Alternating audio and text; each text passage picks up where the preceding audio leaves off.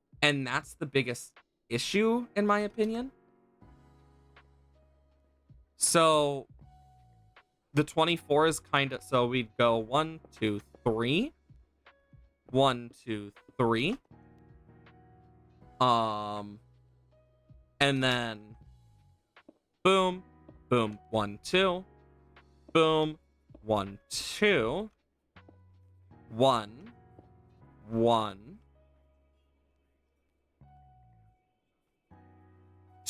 2,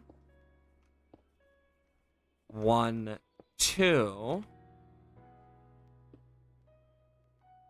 Like, and that's if we're doing 23, but even then that's not gonna work completely because this is so difficult because if we're gonna, I'm trying to remember the exact way to do it. Because 1, 2, 3. Oh my god. Oh my gosh. Because it's supposed to be 1, 2, 3, 4, 5, 6, 7, 8, 9, 10, 11, 12. So actually, instead of 23, it'd be like 43, I think. 1, 2, 3, 4, 5, 6, 7, 8. Ah, frick, I missed. 1, 2, 3, 4, 5, 6, 7, 8, 9, 10, 11, 12, 13, 14, 15, 16, 17, 18, 19, 20, 21, 22. So, and if I go up one more, it becomes 23, and then it's 1, 2, 3, 4. 1, 2, 3, 4. 1, 2. 1, 2. 1,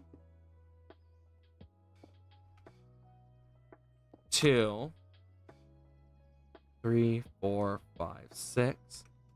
So 3, 4, 5. So yeah, it would go 1, 2, 1, 2, 3, 4, 5, 6. So yeah, from the 2, it would go 1, 2, 3, 4, 5, 6, 7, 8, and then that's 2 again. So then it goes 1, 2, boom, 1, 2, boom, 1, 2, 3, 4, boom. See? Sometimes you just gotta frickin' look at a frickin' thing to just remember. Like, that's just how it is for me sometimes. And I just gotta remember those points are to help me. 1, 2, 3, 4. 1, 2. 1, 2, 3, 4, 5, 6. 1, 2. 1, 2, 3, 4. 1, 2, 3, 4. What? I miscounted. 1, 2, 3, 4. 1, 2, 3, 4. 1, 2. Was it 1, 2, 1, 2, and I'm just dumb? Okay, so 4, 4, 1, 2. Oh my god, it is. I literally fucked it up myself there. 1, 2. 1, 2, 3, 4, 5, 6. 1, 2, 1, 2. Yep. I mean, at least this is looking better. In quotations. Better. Because, I mean, this is the hardest part about this, is just making sure you get it right. 1, 2, 3, 4. 1, 2, 3, 4. 1, 2. 1, 2. 1. 2, 3, 4, 5, 6, 1, 2, 1, 2, 1, 2, 3, 4, 2, 3, 4. There we go. Damn it, I'm one off. 2, 3, 4. 2, 3, 4. 1, 2, 1, 2, 1, 2, 3, 4, 5, 6. Oh, I just miscounted just by a tiny bit. This is where I'm at. But that's okay. So 1, 2, 3, 4. And then 1, 2, 3, 4. 1, 2. 1, 2. 1, 2, 3, 4, 5, 6. 1, 2. 1, 2. 1, 2, 3, 4. 1, 2, 3, 4. Oh, thank God. Got it right on the final one. So at least there's that. Boom, boom, boom, boom, boom, boom, boom, boom, boom, boom, boom, boom, boom. And then from this, I basically have to outline it with several layers, and we will have the start of a gold farm.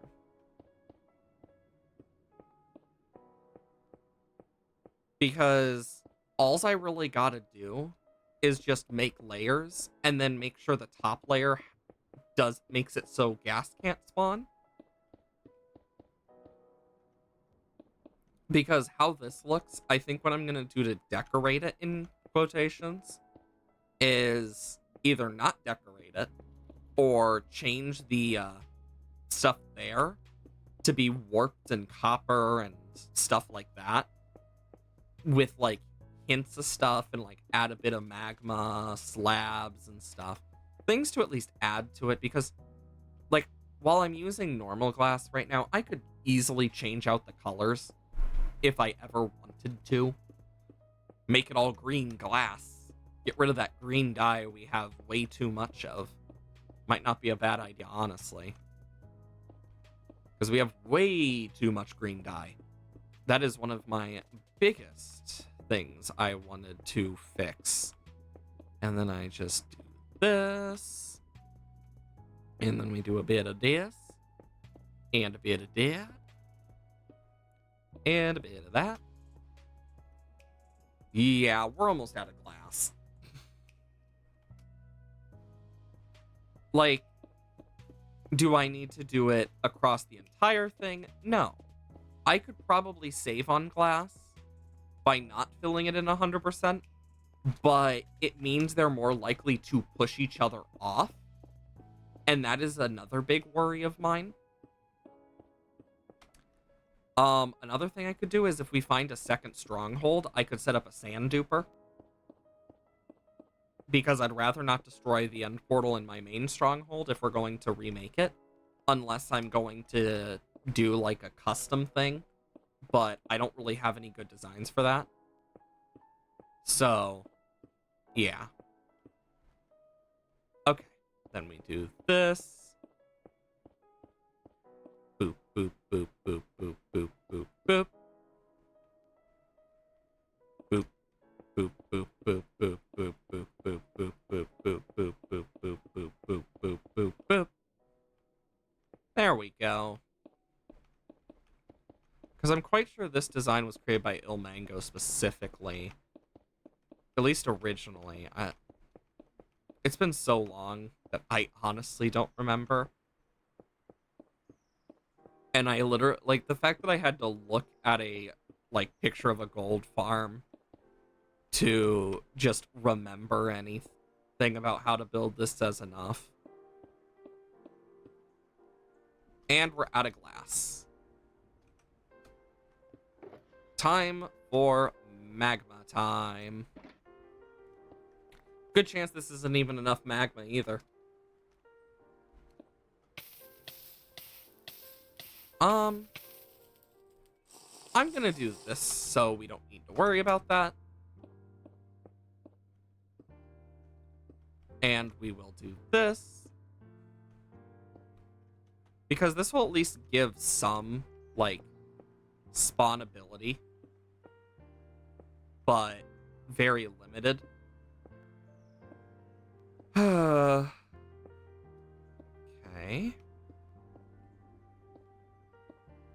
Because as we put in more magma blocks, the more can spawn.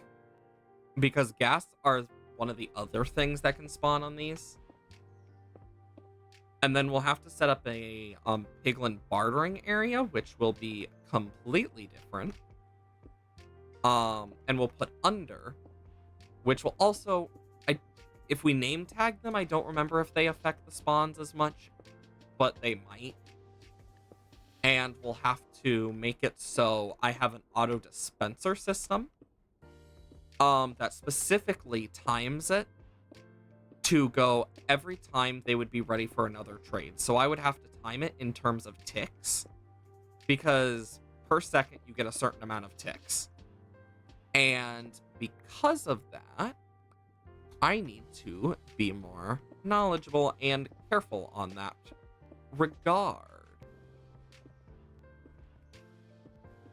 So that'll definitely be something we'll need to work on.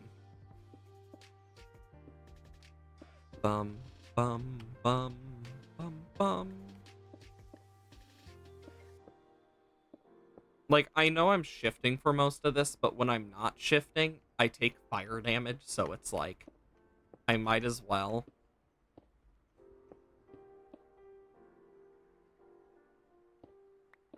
Okay. Now I do this, and then just boom, boom, boom, boom, boom, boom, boom, boom. Yeah, I've gotten relatively used to doing several farms. But this is just one of those farms that I just rarely ever need to make. But this is just one of the cases, because if I can get it... Because piglin bartering stuff isn't the worst to figure out. If I can time it myself, because there probably is someone who's already figured that stuff out, but it's also like, I might as well time it so I can do it myself and feel proud of myself for actually doing something without any, like, big issues, hopefully. Because that's one of my other things that I'm like, you know what? That would be nice if I could actually do. Boom. And then 1, 2, 3, 4. Yep, look at that. We're already getting some. And then 1, 2, 3, 4. Yeah, because if I remember correctly, it's supposed to be like this, where it's specifically...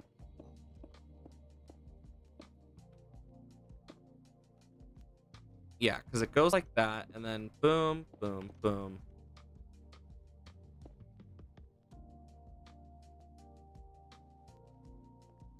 And then it's 1, 2, 3, 4, 5, 6, 7. 1, 2, 3, 4. 1, 2, 1, 2. So yeah, it should be 2 across it. 1, 2, 1, 2. Yeah, it should be like that. Then I can go boom, boom. Oh, shit.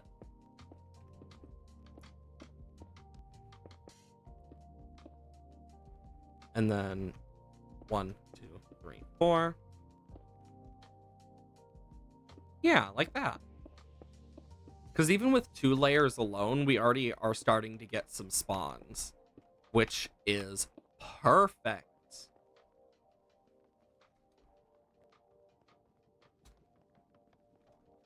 And then I can do this. 1, 2, 3, 4. 1, 2, 1, 2, 1, 1. 1, 1, 1, 1, 1. Boom. And this is with 2 layers, and we're already getting 1 that spawned. And if I start making more, 1, 2.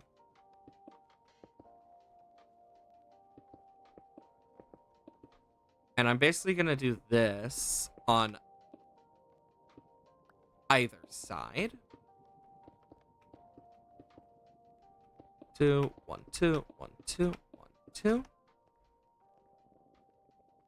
Because then I can more easily do this without much issue. Because boom, boom, boom, boom, boom, boom. So 1, 2, 3, and then I'll have to do it again on this side. So 1, 2, 1, 2, 1, 2, 1, 2, 1, 2, 1, 2, 1, 2, 1, 2, 1, 2, 1, 2, 1, 2, 1, 2, 1, 2, 1, 2, 1, 2, 1. 1, 2, 3, boop, boop, boop. But yeah, I basically can keep it kind of like this for the most part.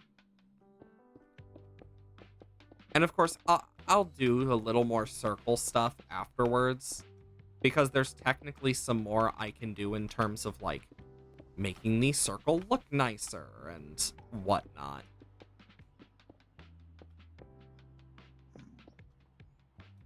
But that is a future me issue. And that is something I can deal with in a bit. Like, I have a pixel thing that I can use as needed, because it allows me to remember the stuff more easily, because otherwise I forget, and then it's the same thing over and over of me forgetting, having to look it up, etc. So just having it down to kind of remember.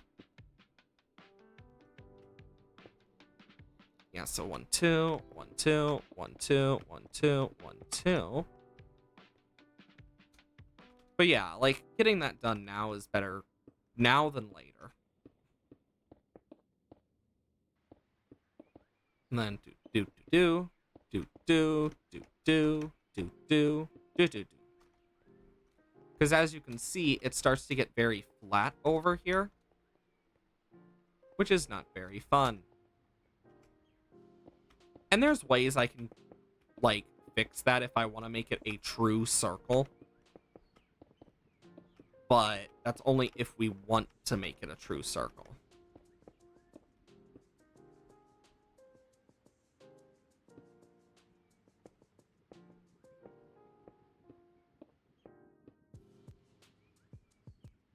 Okay.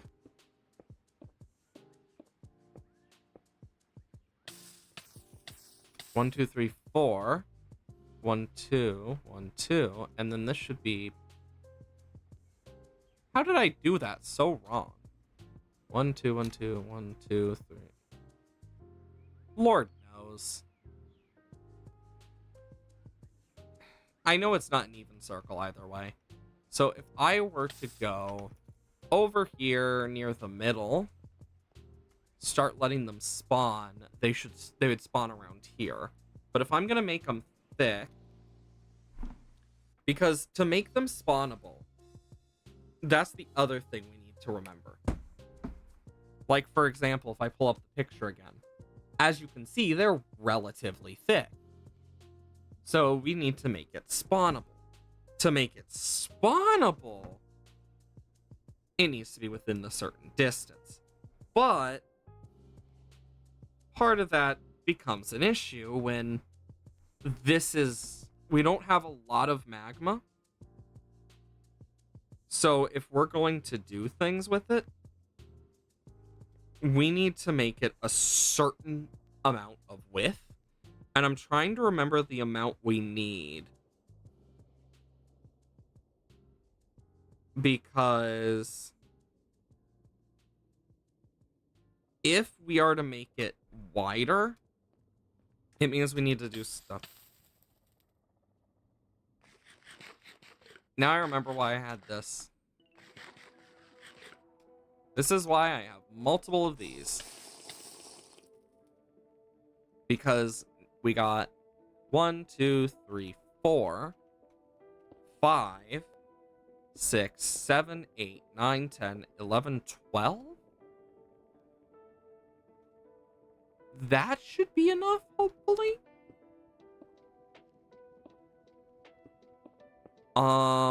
Let's just quickly do that. Yeah, that should be wide enough to allow for a great spawn area for them.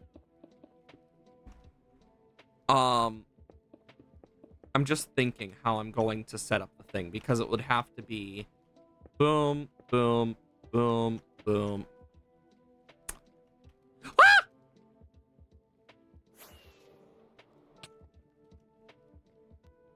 I'm okay. We should do 13. Unlucky number 13, because then we can do it like this, and from there we can go on forward.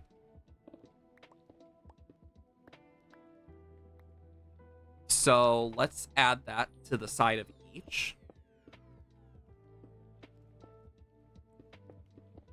And that will get us a better, like, optimization and idea of, like, what we're dealing with here. Of course, it's still limited, but it's better than nothing. And it should allow for a lot more spawns. We just need to hope. Like, we definitely do not have enough magma. And this might need to be something we do work on for more stuff. Okay, because it's 1, 2, 3, 4, 5, 6, 7, 8, 9, 10, 11, 12, 13. Boom.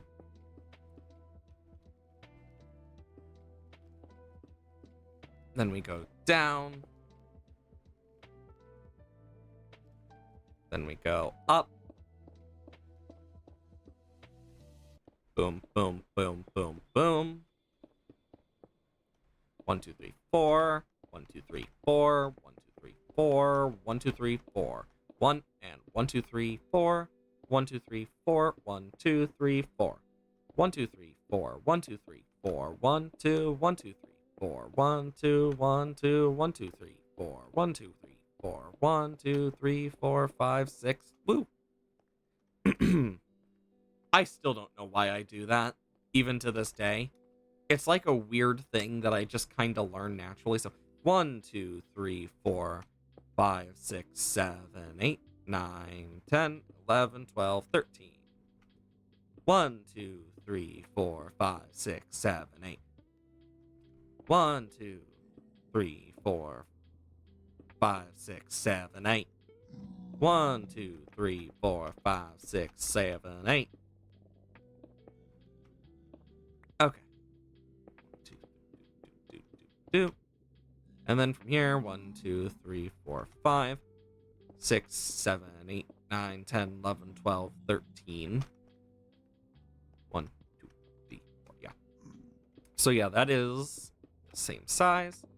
Yeah, look at that. We're already getting a bunch more, like, piglins spawning for the zombified ones. And what I might end up doing on the bottom there is, because we are gonna because where my nether portal is exactly where the freaking nether hub is below it. And what I might do, of course, at the cost of having to temporarily move my nether portal, is actually do something about it. 1, 2, 3, 4, 5, 6, 7, 8, 9, 10, 11, 12, 13. And yeah, like, because if I do it right, then we don't need to worry. And it's like, okay, I just break the bedrock. But the one thing that's the issue with that is, by breaking the bedrock, there's multiple layers. And for each layer and each bedrock, I need to do the same thing I did at the beginning of stream. So, as you can imagine, that starts to stack up in terms of resources with TNT, etc. Like, with dirt, I can easily do it. Or with other, like, random blocks that I have. Hell, I could very easily just use more netherrack. Because that's something I have. But, yeah. 1, 2, 3, 4. Okay, now comes for the annoying part of all this. Layer 2. Because with layer 2, it needs to be the same size as layer 1. And I'm gonna need to do... Fuck!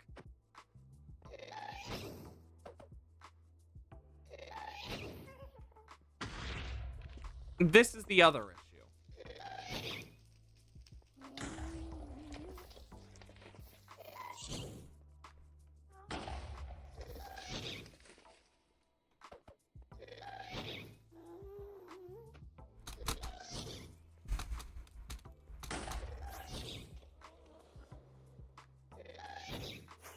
And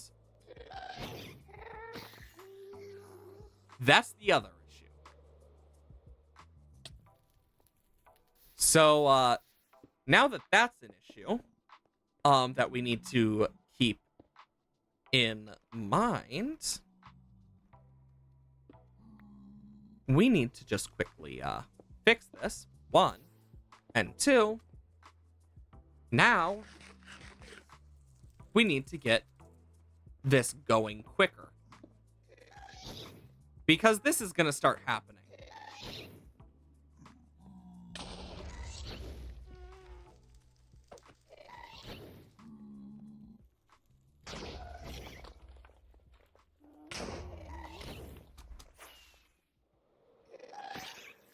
Oh my god.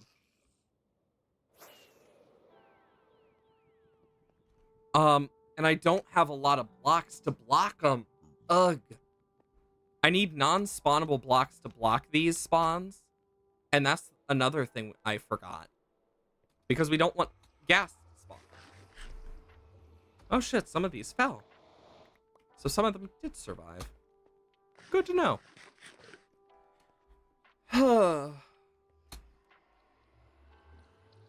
But yeah, if I'm going to do all of it, I'm probably going to do all of the bedrock breaking off stream. Because that would take way too long. I just don't have a lot of glass left. So, note to self, we need to go get more glass. And then I'll also grab wart blocks, because those can be a temporary solution. And I need to do it in a specific way.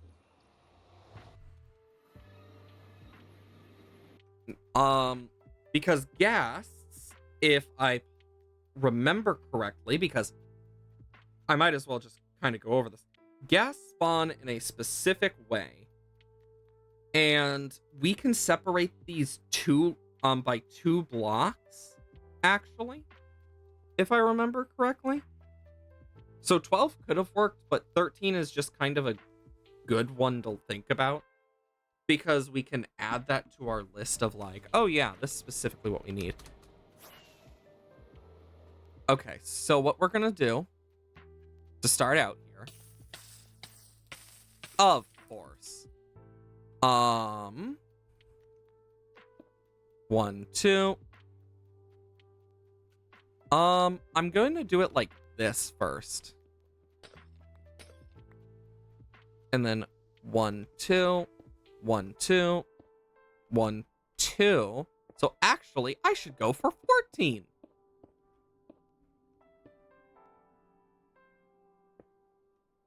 And then 1, 2, boom, 1, 2. Yeah, no matter what, it's not gonna look very nice. Unless I do it, like, precisely. But this is a necessary... Fucking evil! That's what I frickin' thought.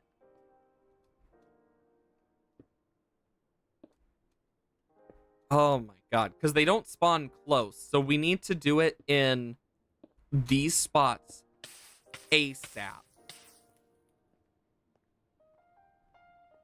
Because they need like a certain amount of space. So getting this done quicker is going to be just overall better, and I will do more about it um at a later date, which should be fine. So it should be boom boom boom boom boom boom, and then it should make it so only piglins spawn,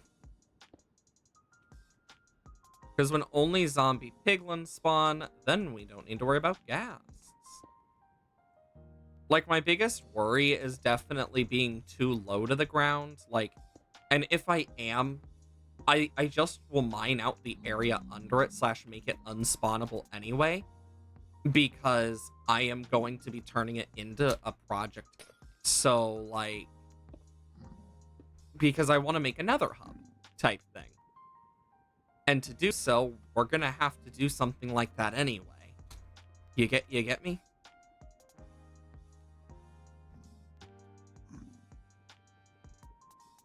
Because that's going to help us in the long run.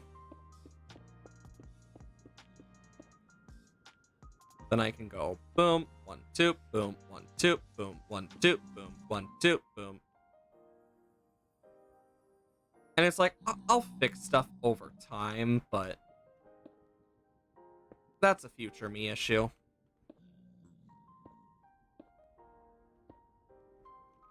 But being able to just get it done now definitely helps, because like, and one thing I can do eventually and might do is above here, I'm gonna put turtle eggs. Dun, dun, dun! Not the eggs of the turtles! No! But don't worry, I already know what I'm doing about it. Oh, God!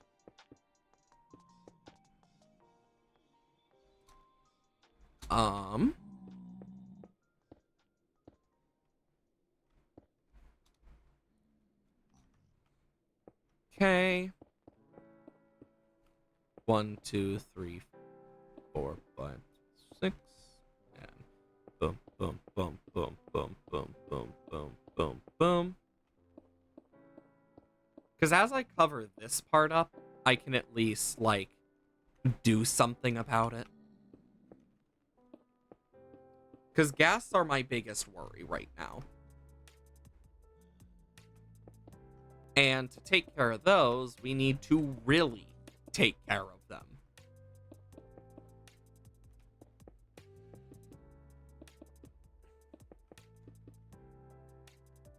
One, bum, bum, bum, bum.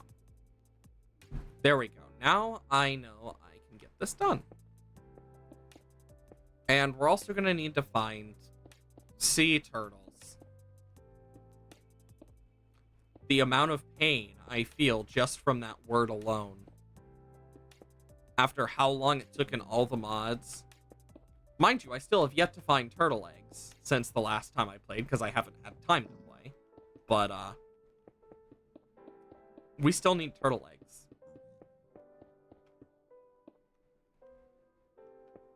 The only time I've had to play in any form was just, like, a tiny bit. And I used the chance to actually make the spawner thing somewhat reasonable in terms of its usage, so that I can automate pink slime and meat if need be.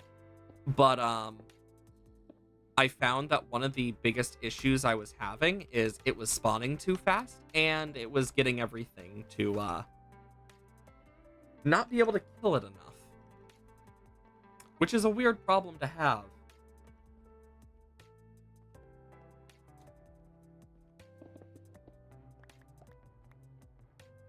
Okay, and then I can do this.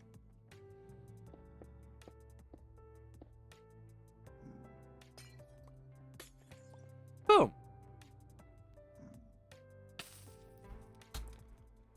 One, two, three, 4, 5, 6. Yeah, we need a little bit more, but if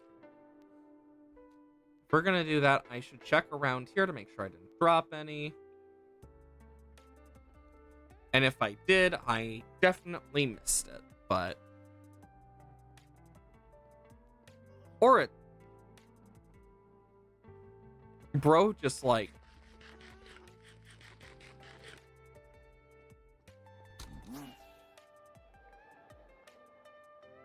Okay, it didn't spawn up here, so it means it was down there. Thank God.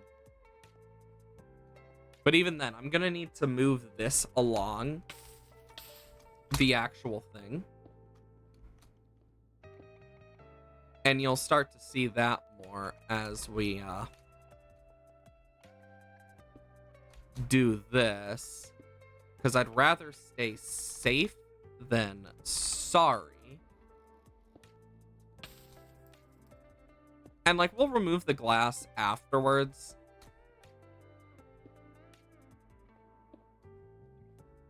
One, two, boop. God bless it. It's gonna be off completely, but... And we're missing another one. Damn it.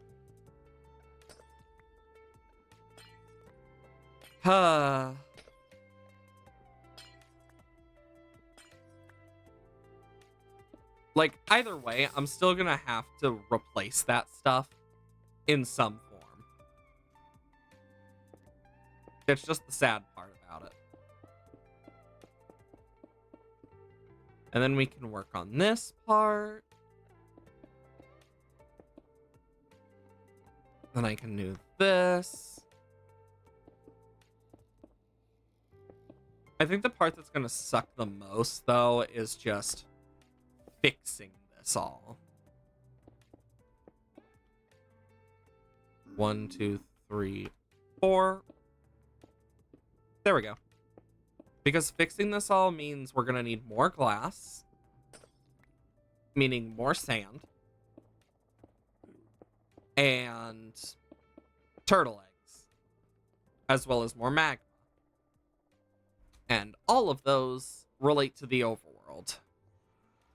As much as I hate it.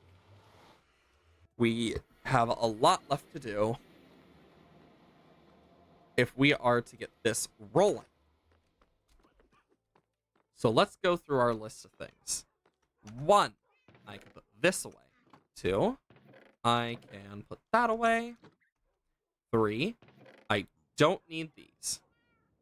4, I need more rockets.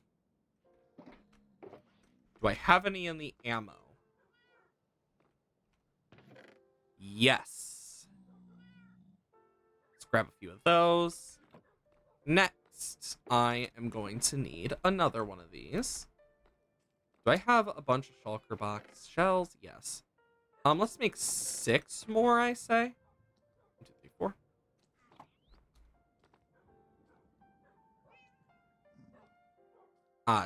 It's the zombie piglin.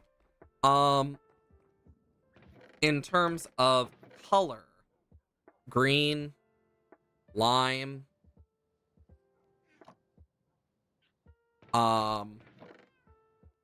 orange, magenta, pink, purple. I'm just thinking of colors I can use here. White and black, but I already got black, so white would be the one I'd be using. Boom, and boom. And then we got purple, green, lime, orange, pink, and magenta. And boom. Now we got a bunch of extra shulker boxes. We're going to need to fill them with sand and a bunch of other stuff, but I want to prepare beforehand. And this is another reason I am debating making an XP farm because villagers only do so much, and an XP farm would be available 24/7. And I think this is more worth it to do real quick.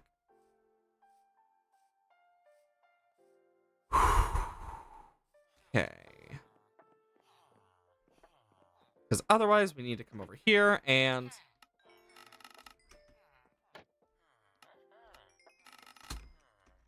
then over here.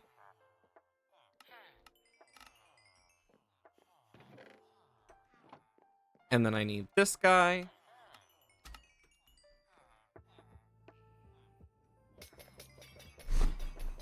Okay.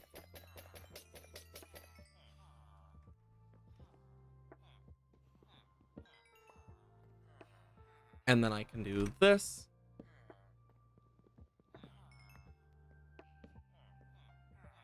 So that one is fixed, and this next one I could probably fix relatively easy if I just double check. Okay.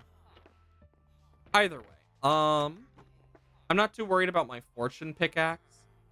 I'm more worried about like the shovel and stuff. And actually, with the shovel, it might not be a bad idea to make it netherite. Also, I just really want to see this go. Boing, boing, boing, boing, boing, boing, boing.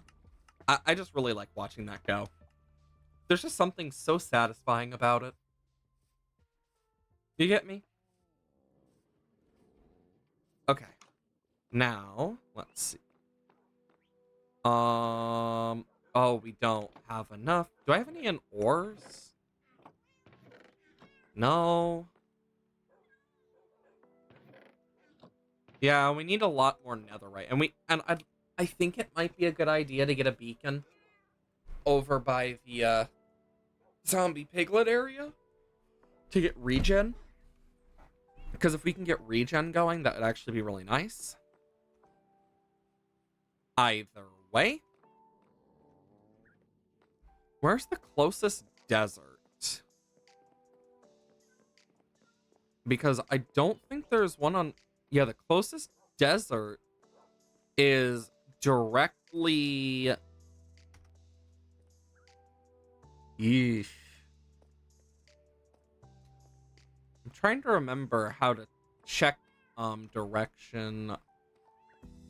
Okay, so directly east is the closest desert that I can see on our map. Because red sand does work as well. So we could go over there. Probably take out a good chunk of the land. Go off the map and stuff and just chunk of the land.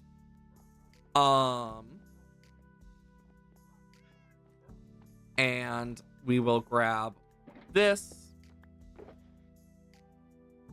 And actually, okay, yeah, no, you can't fit bundles and shulker boxes together. In case we find anything cool.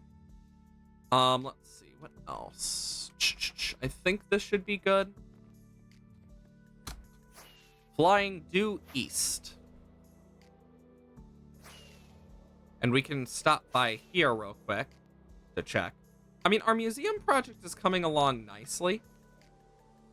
And I know that, like, you can see the green wool there. And part of it is because I think I didn't think about that part. But I can easily fix that. But in here, I'm just checking to see. Stone. Smooth sandstone. We have a tiny bit of sand, but not enough. Got a bunch of wools. I'm seeing if we have anything, like, useful. Not really. But yeah, I know I need to come in here and remove this grass, as well as set up the other displays, but that is a later issue for us. Because we're out of glass. Because we need glass, magma, and much, much more. And that's our biggest issue. And one of the things I could do here is not fly, but why wouldn't I? And we do have frogs, actually. So we could set up a thing to, if I can find a basalt delta, what I could do above into the ceiling, I could make a magma farm above the basalt delta. Or if I find a magma cube spawner, I can just use that and make a magma cube thing to farm out frogs and get the frog lights I need. Because I know if I do some frogs where I am now, it should get me the white ones? No, the dark green ones, I believe. Because I already got the swamp ones, and then I need the ones from like a desert or something, which are the white ones, which shouldn't be too hard.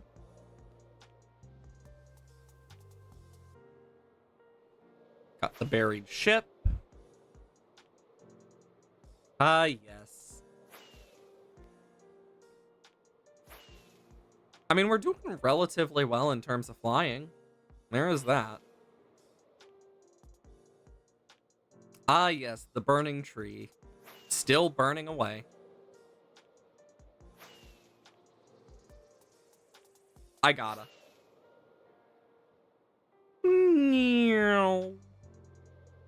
Because we should pass the Mushroom Island as well on the way. And what we could do is, like, pick one up and drag it home with us, but then we'd have to land in the water so it doesn't die. Unless we put it in a boat. We can drag boats with leads. That might not be a bad idea, but it's harder to fly away with it and keep it on the lead. And we'd have to be very conservative with, like, our rockets and stuff to make sure we don't use them all. There's the Mushroom Island.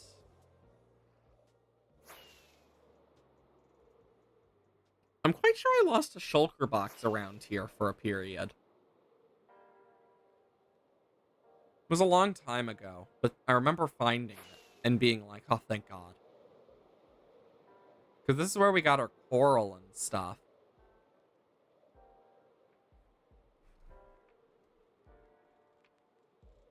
We come over here, and we should have the Badlands.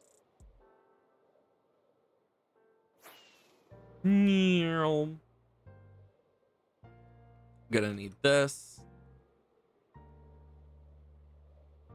Ah, yes.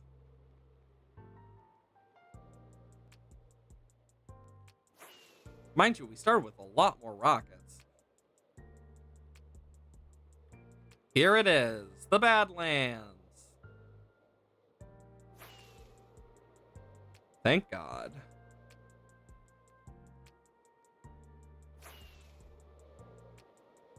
Let's try and land over here.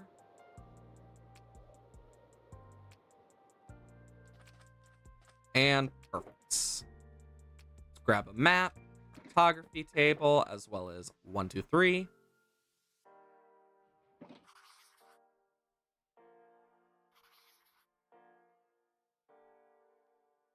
One, two. There we go.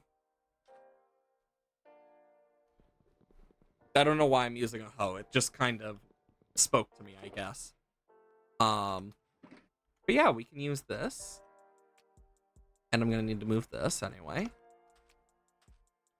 Yeah, this is a good place to kind of... Let's just do a quick fly around. Because we can use this as like a good map of the place. That we can kind of do stuff. Ooh, good stuff over here. Ooh, a desert well. That can provide a rare pottery shard.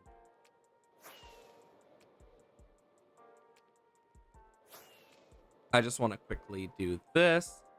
I will say being able to fly around definitely helps. I know we need sand, but I do there's just that internal side of me like, explore, grow wise with the knowledge.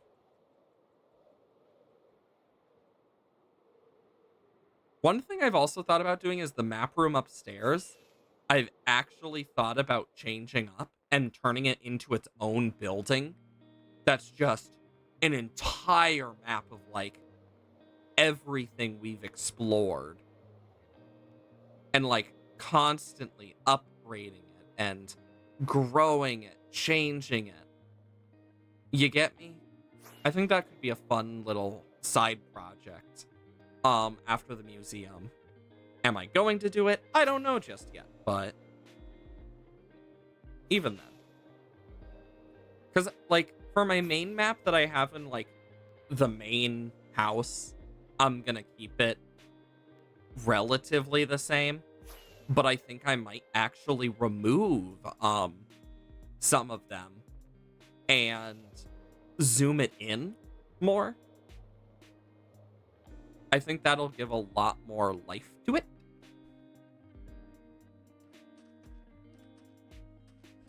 Okay. Let's just start where we can.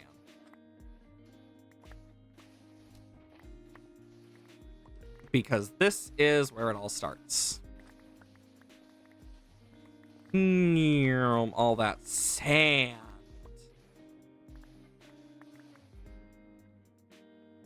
And what I can do now is... because sandstone is alright, but...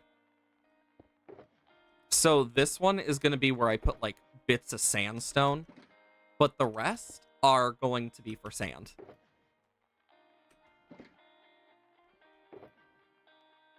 Like, eventually I probably am going to color code my shulker boxes. Eventually. But I want to have each of the colors just in case. Plus it's fun. Where's this? Okay. And I have this, which now we can actually get rid of the nighttime. So that should help us a lot. And then with that, I should be able to just... we're gonna need a lot of sand. I mean, at least while I'm digging out all the sand, we can kind of just chat about whatever. Which is one of the nice parts about doing the grindy stuff that we need. I mean, at least I didn't lie about breaking the bedrock. I did break the bedrock at the beginning of stream. I had to use the pun in some form. It just always was like, I need to use this one day, and I don't know when, but I'm going to. And today was the day. I have been excited to use that pun for quite a long time, actually.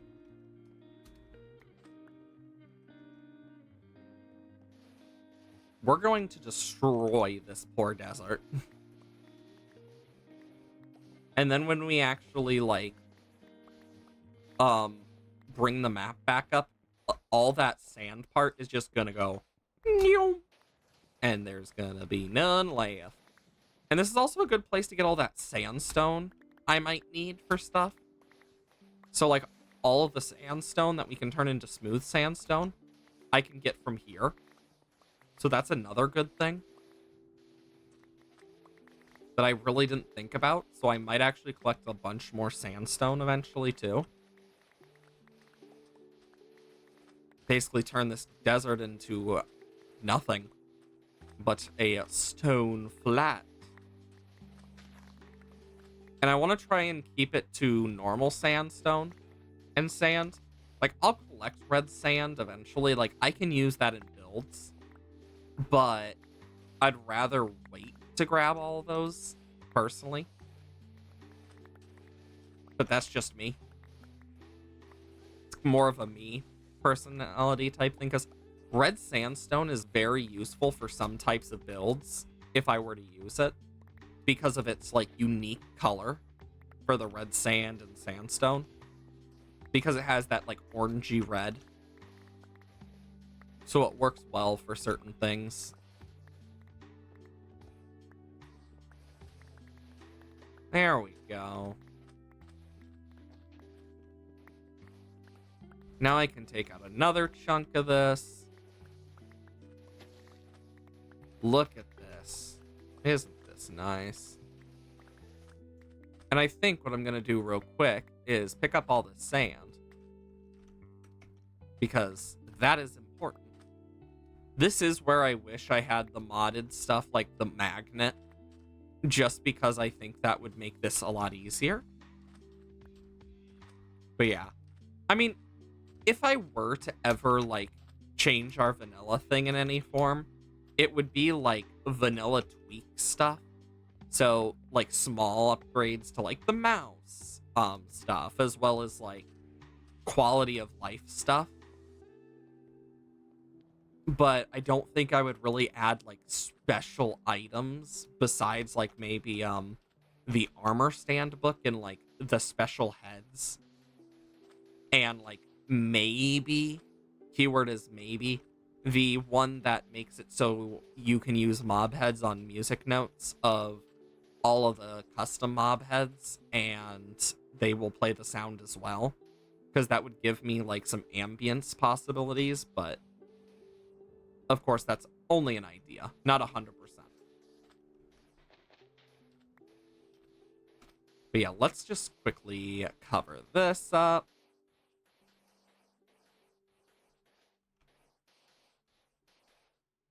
Because then I don't need to deal with this water anymore, and it's good. And I think more specifically what I'm going to do is this. Because then I actually can do more of a straight line.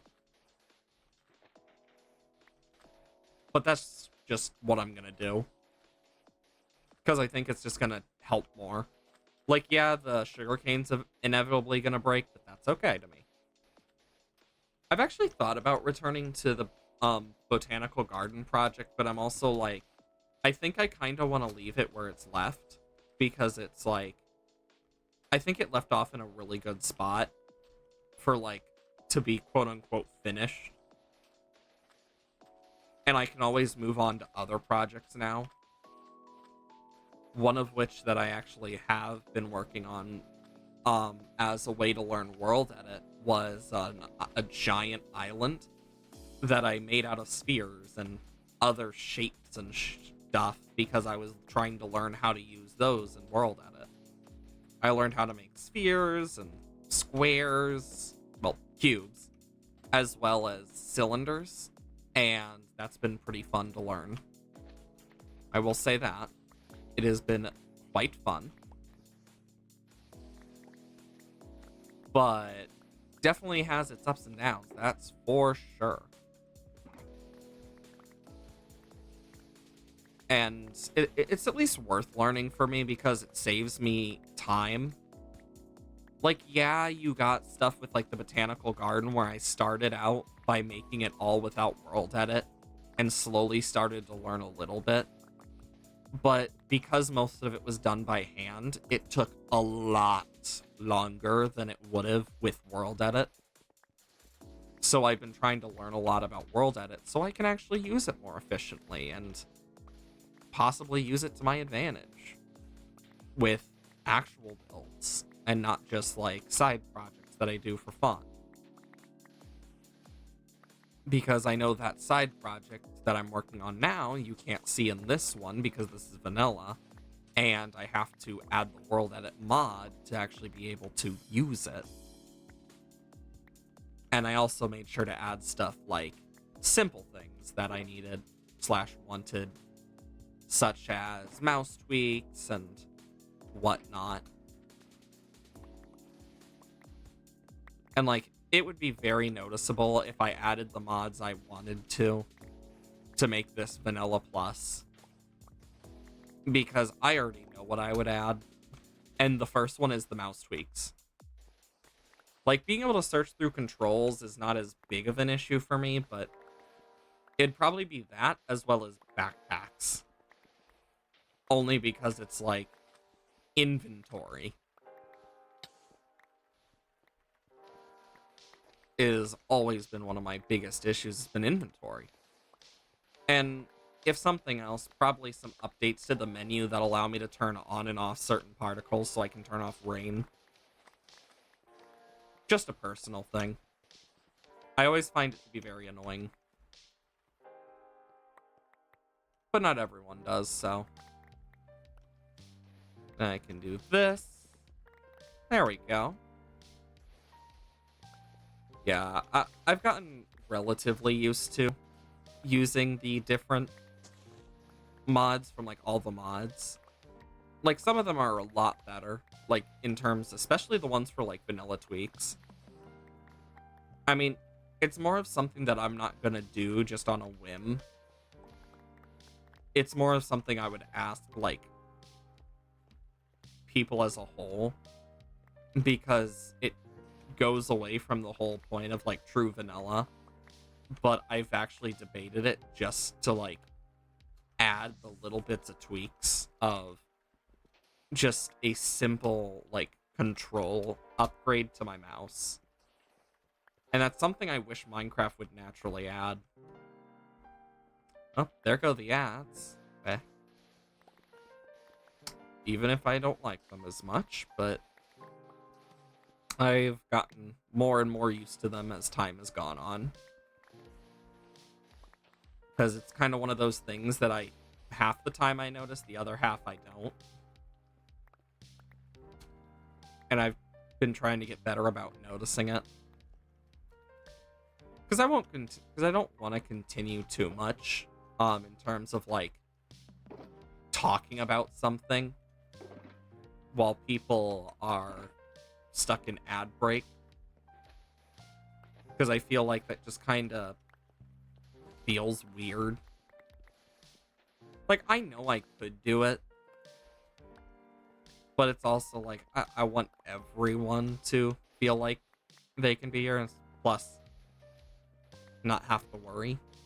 Like, I know there's some people who watch the streams as VODs, like, in general, high VOD viewers, whether it's on YouTube or on Twitch, depending how far they get. But it's also like, even then, for the people that are here live and stuff, it's like, I just really can't do much about that.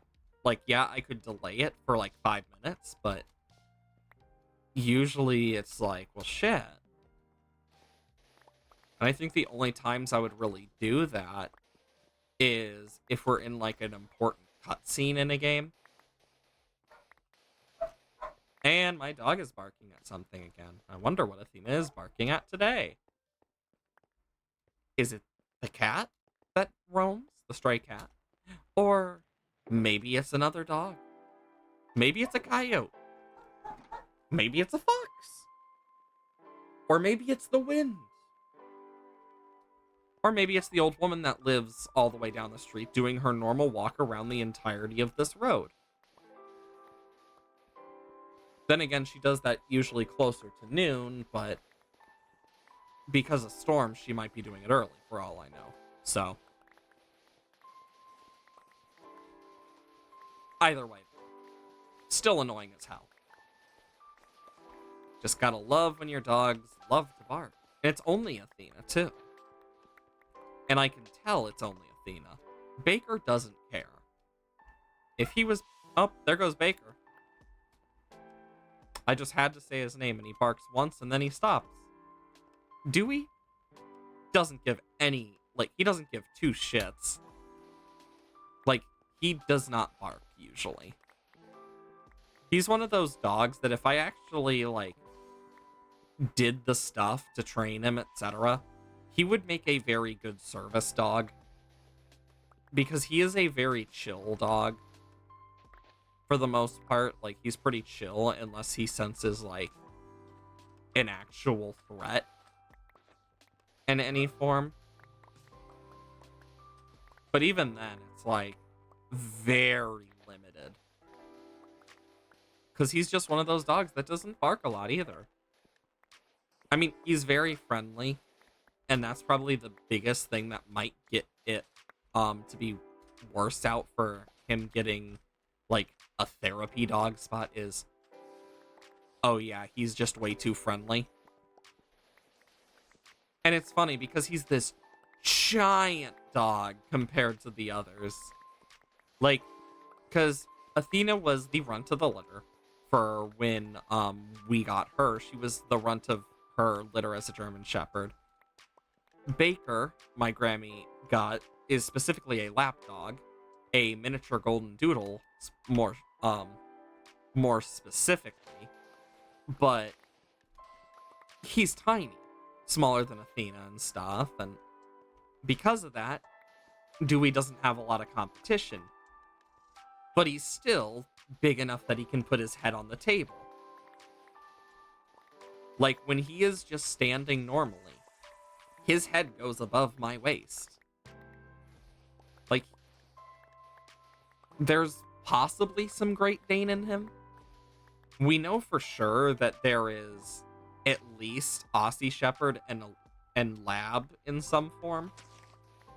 Because, with Dewey, it's one of those things of, we specifically adopted him because there was a dog that was pregnant that was taken in by one of the many groups that kind of, like, I know they exist around like the US in general, that take in dogs that are strays that normal like pounds and like stuff wouldn't take due to one reason or another, and this one being pregnant, for example. And like, we decided to adopt Dewey because he was one of the puppies.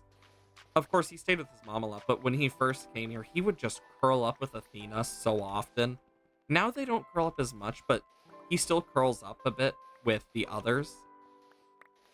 And I basically have to stop Athena sometimes by freaking scolding her because she will lick his face and freaking try to clean it.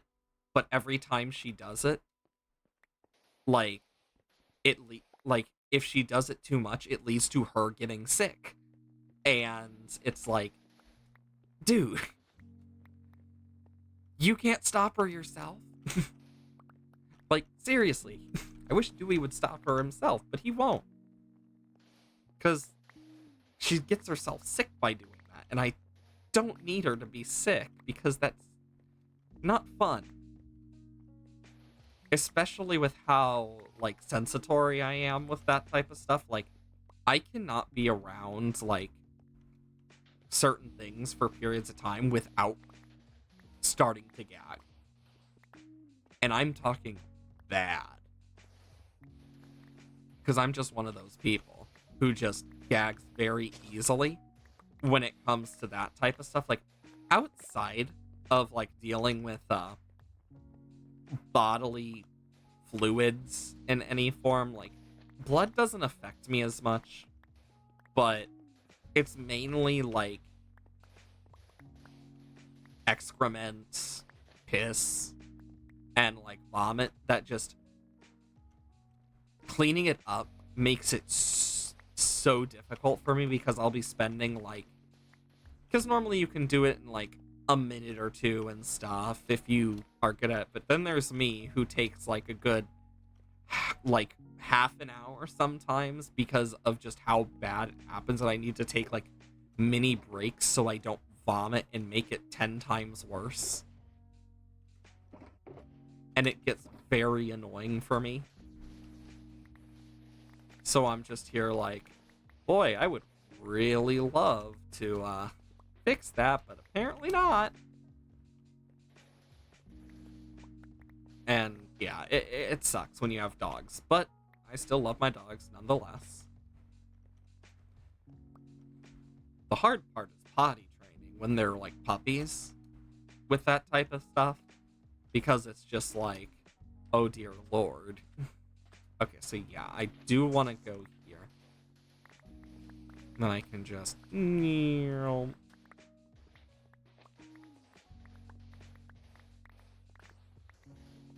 Then I can do this. Oh, great. Of course. Like, of course I broke into the damn water cave. Why wouldn't I break into the damn water cave? As if I don't do so enough. Of course. Anyways.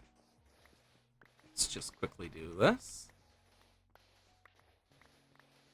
I mean, the good part is at least I can clean this up and make it a lot nicer to deal with.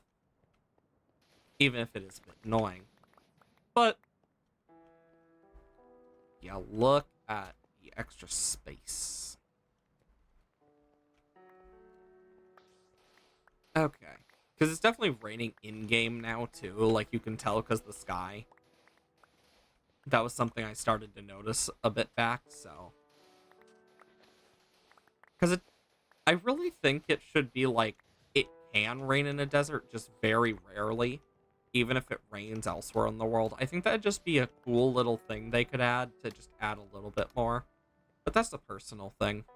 Because it does rain sometimes in the desert. Same with the savannah. So that was always something I found really weird about Minecraft. They so specifically did that. Also, Jesus, I got a lot of random stuff. But yeah, I definitely want to grab sand and sandstone from here specifically. Sandstone will be easy to take care of. Sand, as well, is more of a, great, now I have to dig all of this out. And our shovel is almost broken. I'll say when our shovel is, like, deep into the red, we will stop mining sand and move to some sandstone. Either that, or we could just wait till nighttime, kill a bunch of monsters with this in our offhand, but even then. I mean, we've been digging up a lot of sand, so, I mean... And the worst part is I don't even think this is enough yet. That's the crazy part of all this. And then I can do this.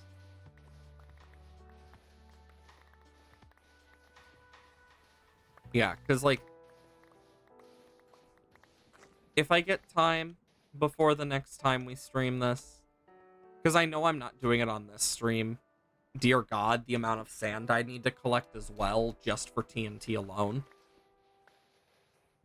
Like, depending how much we have left from this, I'll probably sort it out.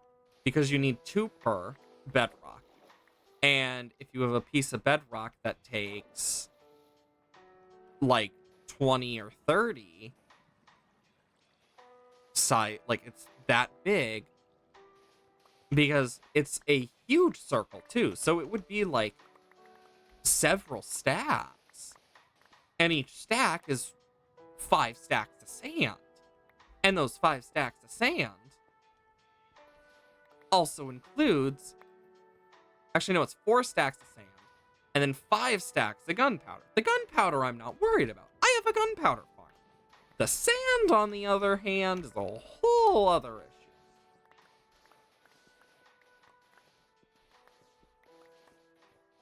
And I can do this.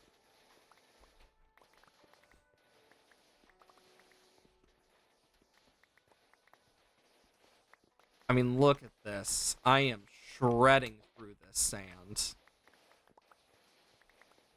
It's also really satisfying to hear it.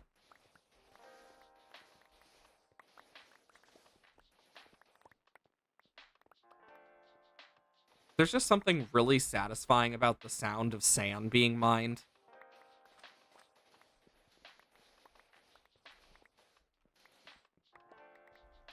Do that. Okay. And we can take care of a bunch of this. And actually, I am debating just killing some mobs off. Just to get this up. Because that wouldn't be a bad idea. Because we're going to need so much sand at this point that it's like, you know what? I might as well. Every bit of XP counts.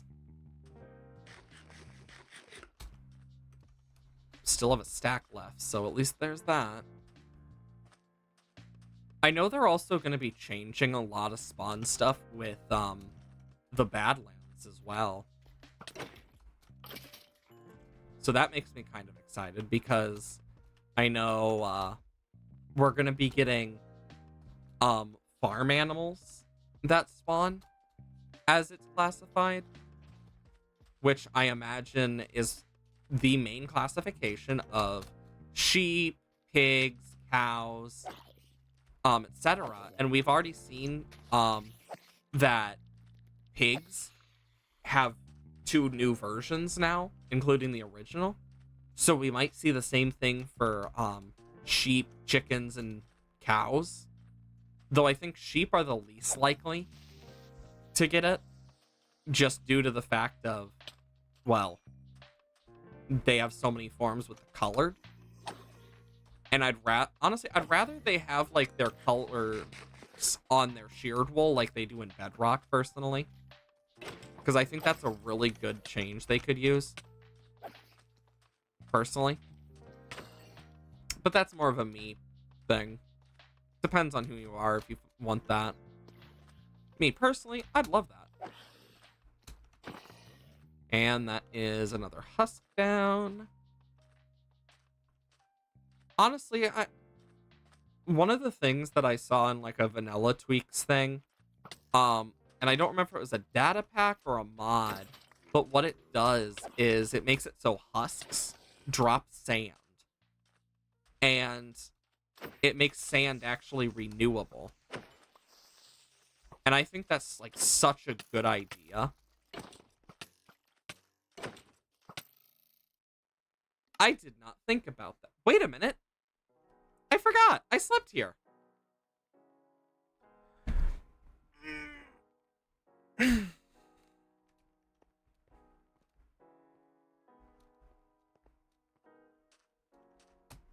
I mean, I already know which way I went. Just need to take care of this.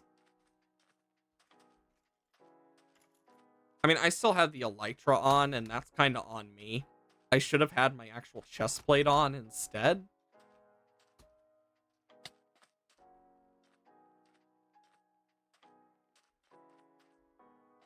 I want to pick up my shovel first. I'm going to use my own XP to heal up my shovel. Anyways, bonk, bonk, bonk, bonk. Sip touch. Wings. Golden carrots. Rocket. Rocket. Rocket. More of those. And then blap, blap, blap, blap.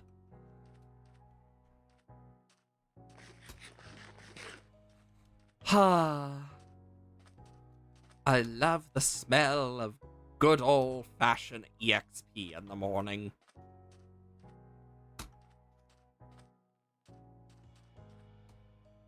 Yeah, I don't think there's much of anything left.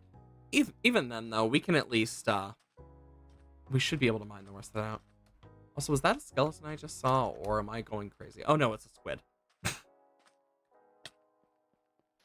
Still starts with an S, I guess.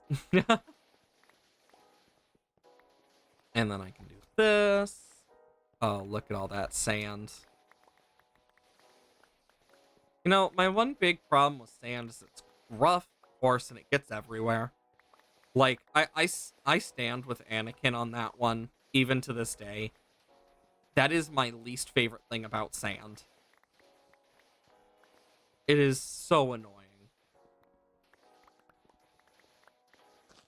It's just one of those things that, like, even now I'm like, ugh.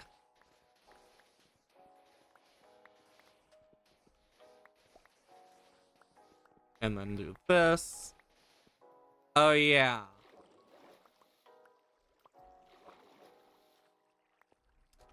You know, I actually got suggested to watch well, more like listen to Epic the Musical, and I'm just here like, I have no clue what that is, and I have yet to do it. And I know that like if I don't do it, I'm going to get told to do it more and more by my friend. And it's like, I'm gonna be honest, I always forget. Just one of those things that I keep forgetting. I mean, you get used to forgetting after a point, you'd think, but no, I still forget a lot. Not perfect, that's for sure. Oh, that's this satisfying as hell.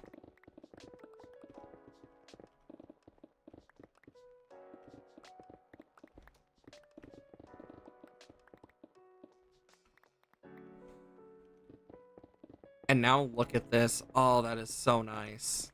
All of that sandstone just chiseling away.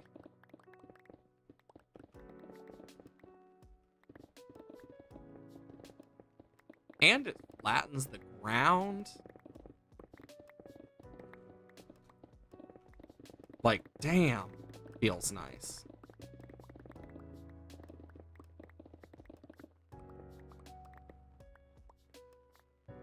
But this also gives me some time to actually, like, clear this out better. Because we're going to need smooth sandstone for the museum on 1, 2, 3 sides, 5 total triangles. And it's not just sandstone of the smooth variety, it's also including the non-smooth variant as well. Because I also need normal sandstone, normal sand, because that adds a bit of texture, as well as some birch, specifically stripped birch.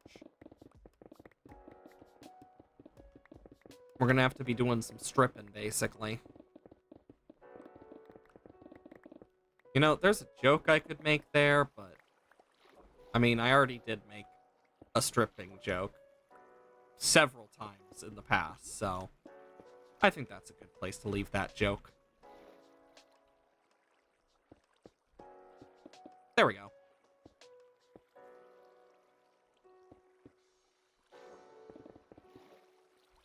Okay, then we do this. Okay. I need to just keep mining. Like, this is one deep-ass cave there.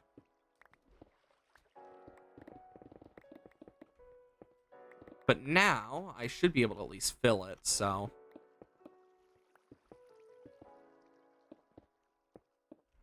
And, boom! Oh, look at that. Isn't that nice? Then I can do this. And this. I mean, this is flattening out quite nicely. And then I can just do this. There we go. I mean, at least collecting all this sandstone is helping. So, there is that. Okay. I'm just gonna try and fill up my inventory first before I even do that. Because I'd like to flatten this more. But that's easier said than done. So. Because I need a lot of this sandstone. I just happened to choose a really awkward area to grab this, apparently. I mean, I really didn't expect to run into several caves, to be completely fair, but... still. 'Tis quite annoying.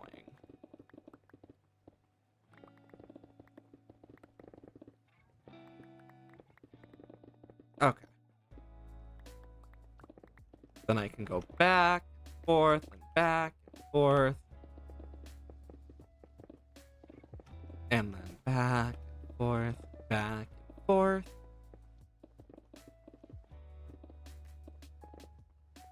Okay. Yeah, we need to clear out our inventory a little. Then we got sandstone. Then I'm going to need to grab these and this.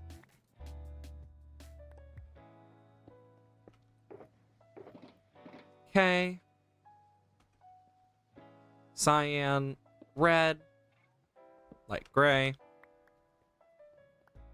Then I can go through and just... That is a nice sound. It's hard to ignore how nice that sounds.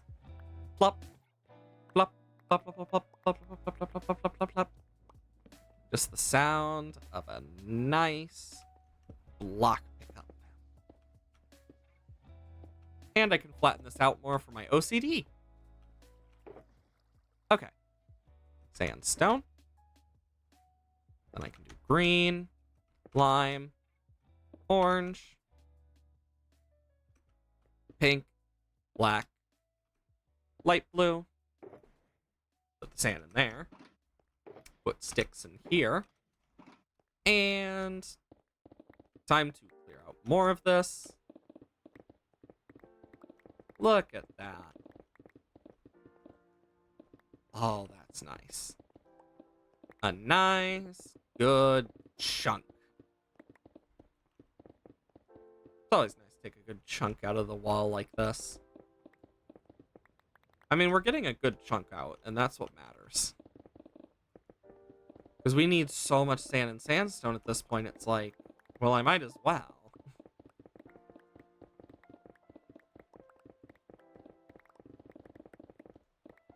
Then I can do that. Let's do this. I'd rather things not spawn. So I should probably start clearing out more so I can clear out up without issue. Look at this. I mean, working on our museum project has been a very long time, but I feel like in the end it's going to be very much worth it. Especially with the amount of effort and, like, care we have put into this so far. I think it's going to be one of those projects that's going to really, like, last us. And once it's done, it's going to feel amazing. Like, that's the type of project this is going to be. One that just feels amazing when it's finished because it's finally done, but also satisfying knowing that you did it all. It's one of those projects.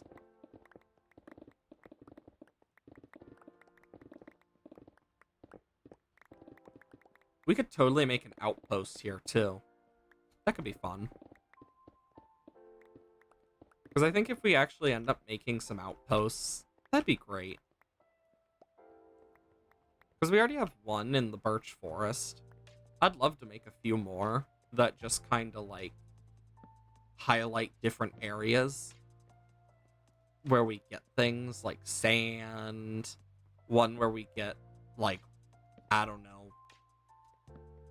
whatever else we decide to do in, like, different biomes. Like, I think that could be fun. Like, stuff like that I think would be fun. Because that would add a lot more to the things we can do. As well as, like, oh yeah, we've done this, this, this, and this. And we can add those to our list of things and accomplishments. I think that'd be fun.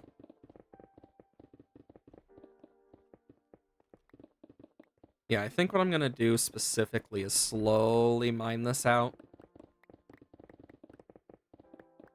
Because as it becomes fully flat, I can just move out from that point.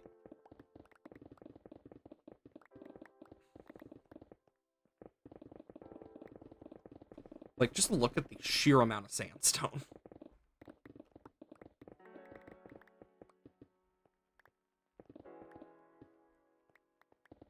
And then I can just...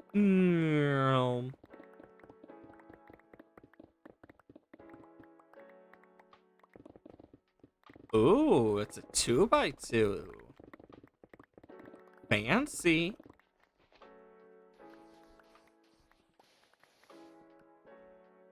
Then I can do this.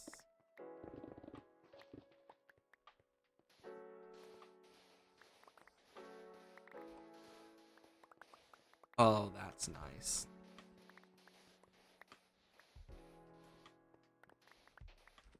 Then I can go up.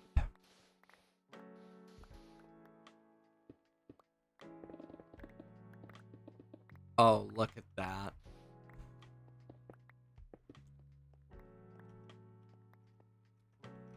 Damn, it really does not feel like we didn't collect as much as you'd think, but part of it is also we haven't collected it all from the ground.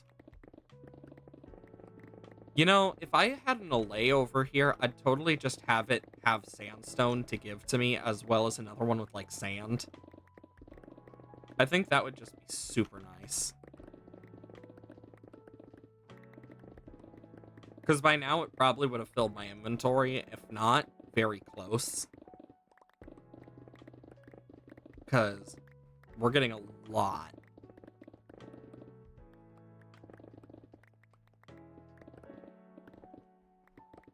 There we go. Look at that. Ah, yes. And then I can go over here, grab this.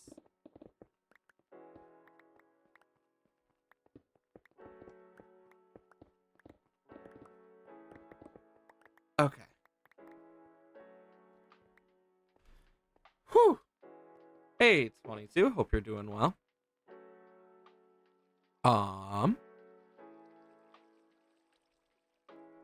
Then I can put sandstone here. 2 sands. Put those there. How does Metagross get his arms? How does Metagross get his arms? I'm curious about this joke. Because, like, I know the actual in-game lore reason. He belled him. Nice. I love good jokes like that are, like, really specific. That, like, is true, technically. Because 2 Beldums makes a Metang, and 2 Metangs makes a Metagross. And then add another Metagross and it makes Mega Metagross. I mean, that's basically how it's built, and I find that hilarious. It just builds bigger and bigger by just duplicating. Bro basically just goes, I'm going to duplicate, and just duplicates. But I hope you're doing well today. On this thundering Thursday, it is quite stormy out. Or at least very gray. It hasn't started raining yet, but it's supposed to soon. I can feel it in my knees. In my kneecaps, like an old man might say. Because I am an old man, basically. Doing good? Nice, nice. Yeah, right now we are working on getting a bunch of sandstone and glass that we need for not only the project with the museum, but also for our piglin farm, so we can actually get gold. Because I'm trying to also make a gold farm, and because of how I want to do my nether hub, I also realized I'm going to need a lot of sand so I can make TNT to break the bedrock even more. Because that was the first thing we did, is we broke one of the bedrock. Scarlet, found your favorite OST in Scarlet and Violet despite hating majority of the OST? Really? I actually quite enjoyed the Scarlet and Violet OST because one of the things that I really disliked about it was that they didn't add some of the certain parts to, like, the trainer theme, where it just goes straight into the instead of the build up with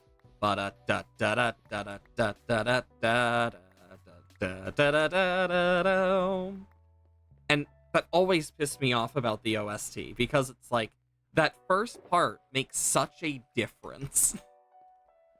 But I mean, like, oh, Treasures of Ruin are great. I remember seeing someone made a meme song with the oh my god, what's the name of the song? Do do do da da da. If you remember that one, because they fit together way too well, and it's like, holy crap. Not only was it a bit of a meme song, but it was actually surprisingly good. Because I think it was Tunok Tunok? but I might be wrong on the name. Could have also been the name of the artist, but it's a really good theme. Like, the Scarlet and Violet OST has amazing music, like Terapagos' theme, Area Zero. The main theme in general is really good. The raid theme is way better than Sword and Shield, in my personal opinion, for like basic raids, but the legendary raid is way better than the actual like mightiest raid for Scarlet and Violet, if we go by that, because it just felt more like intimidating in Sword and Shield. The final battle of the main story is great. Kieran has a great theme as well. Also, fun fact about Kieran, he is the only, and I mean only, rival to have more than like, I think like in total, because I know he is the Pokemon character with the most different themes in their base game out of all the Pokemon characters. And I find that really cool, that of all of them, Kieran is the one to do it, because you have the encounter theme, you have his first battle, second battle, third battle, the Indigo Disc battle, the battle afterwards, I believe, uses the same theme. You have his encounter battle, then you have his battle, his one special battle that also is in the Indigo Disc. I'm not spoiling it because I highly suggest playing it yourself if you haven't and actually want to do that, because like you have to beat Kitakami from Teal Mask, and then you have to do the main story from Scarlet and Violet to unlock the all the Indigo Disc stuff, because it is pure double battles and everyone is strong, and it takes place in Unova, which is really cool. Like, stuff like that. And there's like little small dialogue options that I think one of the things Scarlet and Violet did succeed on a lot was its story elements, and also a lot of parts of its OST fit for where they were. Yeah, like they literally used Indigo Disc to satiate the Unova fans for a bit, since they were probably planning ZA for a while, because one of the things, so this is something you're going to find really cool. So the person who leaked a bunch of stuff earlier leaked the source code of Scarlet and Violet, and apparently from what was mentioned, whether it is just a test name, Iron Treads was meant to be a Paradox Bouffalant. And I'm just thinking to myself, oh my goodness. They thought about giving Bouffalant love. In all honesty, Bouffalant is actually like underrated for how scary it can be. Like, Alder is one of those champions that like his team is overlooked a lot despite how good it can be. And then there's Iris, who is just absolutely insane.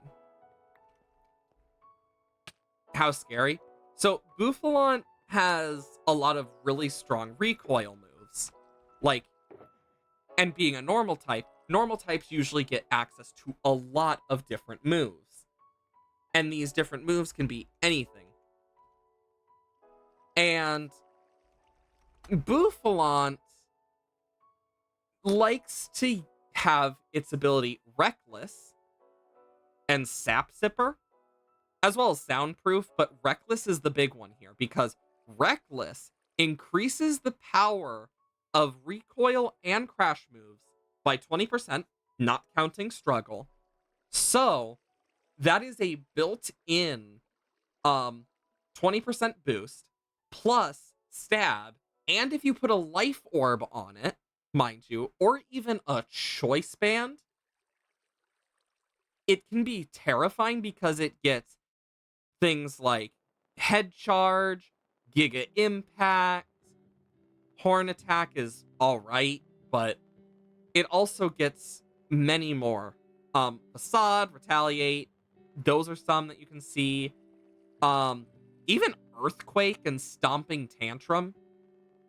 But some of the more scary ones are like, of course, Wild Charge, because that deals damage back to it. Because that gets rid of a whole set of things. And then, of course, Head Charge, similar thing. But mix those with the fact it also gets Swords Dance. And, like, it gets a lot of good stuff like High Horsepower, Work Up, Stone Edge, Iron Head, Zen Headbutt, etc. God forbid giving it Rockhead. Oh my god, if it had Rockhead, it would be scarier.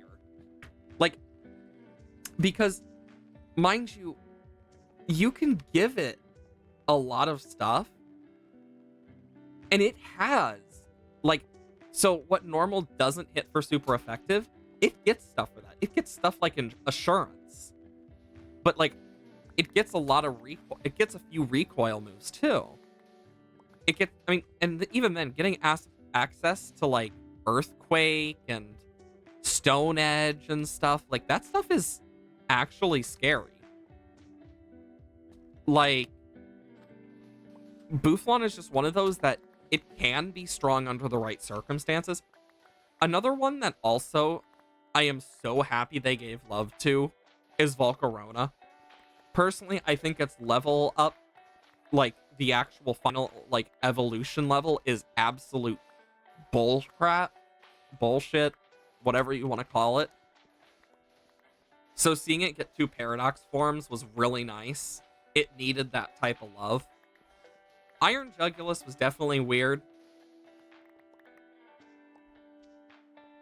I think what's terrifying is you look at it and it's just like, Hydreigon was actually a huge threat in Gen 5 competitive. But the biggest issue was Dragon types for a long time. It started as Psychic types, and that got fixed over time as more Dark types were added after Gen 2 added the Dark type. But Dragon types never really had anything except other dragons. Because of that, they went largely unchecked. And Hydreigon was a very good contender for just Gen 5 OU alone. Dark Dragon is insane because of it, because back then its defensive capabilities were amazing. Oh yeah, Chien Pao dies to a super effective hit, but its biggest thing about Chien Pao is specifically the fact it attacks really hard because it lowers the defensive capabilities of the Pokemon across, and it's speedy. Also, the newest regulation for frickin' Pokemon re-added the restricteds, and I'm just thinking to myself, God fucking damn it. Because removing all the legendaries and stuff made people really more creative with what they used, and I really would have loved to see more of that personally, because legendaries take over a lot of the competitive. To a sad extent, honestly. Because it's a one restricted format again. And it's just like, well, crap. At least from what I saw last time. But yeah. I know, even then, Hydreigon was a big threat because, think about it. It resisted Ghost, it was immune to Psychic, it resisted Electric, Water, Grass, it resisted Bug, which is not that much of a feat. But it's also like, before Fairy type was introduced, it did not have a 4 times weakness. And Hydreigon, now, if I pull up its stats, it's a pseudo legendary that specifically it has Levitate, so it's immune to ground type, so it's immune to ground and Psychic, which is insane. with a special attack of 125 and a good solid 98 speed, it was awesome. But it was resistant to electric, dark, grass, water, fire, and ghost, while immune to ground and psychic. And its only weaknesses were 2 times, actually, to bug fighting, ice, and dragon. And then the rest were neutral until fairy, which now it's weak to, and is immune to one of its types. Ting Lu is tanky? Oh, definitely. They tried to do something similar with Wo Xian, but the biggest issue is dark grass is awful for like a defensive Pokemon because of bug type being 4 times super effective. So it's like 1 bug bite and it's dead. 1 bug bit. Yep. And that's part of the reason Wo Xian just never really succeeded like the others. Like, Chi Yu at least was a somewhat tanky special threat. Nothing compared to Fluttermane, but yeah. My one hope for Legends ZA, because I've avoided any leaks related to it, etc., or any spoilers that people have tried to spread, whether real or fake. My big hope is that they give a Mega to a non-fully evolved Pokemon. And the main reason is because I don't want them to Mega Evolve Pokemon that only can not evolve anymore. Like, Pokemon like Mawile and Houndoom could use so much more love. You get me? And I would love to see them actually get love. Like, same with Sableye. Like, Sableye used to be good, but really just fell down over the years, especially after Fairy type. You want more information about the Ruinous Pokemon? I mean, if you actually play the game and do the history classes, like, you actually get a full lore explanation for them. And you get a quest that actually marks down where each of them is located on the map. And the only reason the player can open it is because you're pure of heart, and the teacher, and I quote, can't do it. Funny thing. Oh? Like, it actually goes over a lot. Like, it's one of those things that can be easily missed, because one of the things is a lot of people just don't pay attention. I know that from personal experience. You unlocked it before taking any of the classes. I mean, even then, you still can learn about it. It was also originally the only way to get Nasty Plot in the base game, was by doing this quest line. But the basics is, so each of these Pokemon, the reason they're called the Treasures of Ruin is because the old King of Paldea was very greedy, and a merchant was selling treasures. And he bought them up. Due to his greed and the malice alone, the entirety of the Kingdom of Paldea fell within a night. Apparently, it all fell within one singular night, mind you. Which is terrifying. But because of that, they were sealed away. And only those who are pure of heart can pull out the stakes and release them to try and catch them. While it's only legend, this existed already past the creation of the crater of Area Zero, and before, from what was mentioned, before Heath's exploration of it. But the king had sent his own exploration of Area Zero at one point due to his need for treasure. But it's terrifying to think that those 4 Pokemon alone took down the entire kingdom of Paldea within one night? Because Chi-Yu swims through lava that it creates from molten stone like water. Chien Pao loves to play in the snow of the avalanches it causes. Ting Lu loves to create earthquakes and stuff, basically. And Wo Xian, well, is Wo Xian.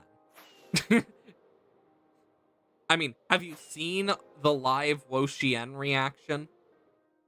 I mean, it's pretty hard to beat that.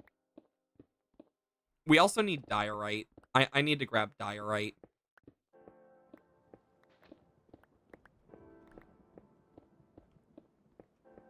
Yeah, it creates quakes and fissures. Ting Lu is terrifying in that regard.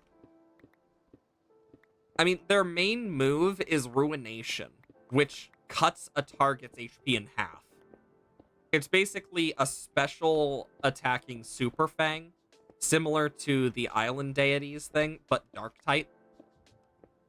Which is really cool, in my opinion. I think it's really neat. They don't get as much use out of it as you'd think, but like Ting Lu probably gets the most use out of it of any of them. Like overall. Just sheerly because it's meant to be more of a tanky one.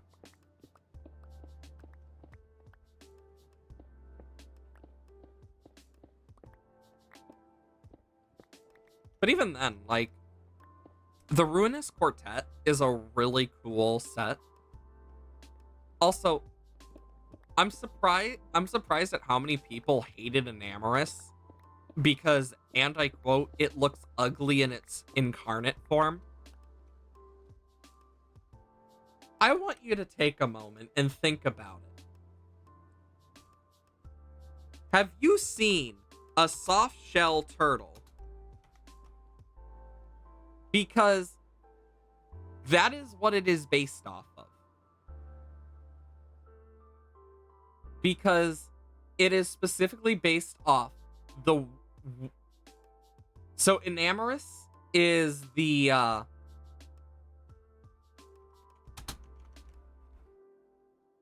Enamorus is the 4th genie, the pink one. Let me pull up a picture real quick. Sorry. Sorry. People, got, like, really pissed about this one.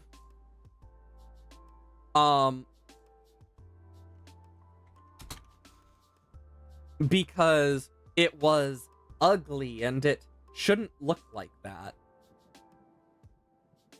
And mind you, what it is specifically based on is this. Thank you. Oh, that's the starting soon one. Let me change it because I need to turn it into this. Tiny. You see the similarities between the two? But you may be wondering, why does it have the snake? Well, it is specifically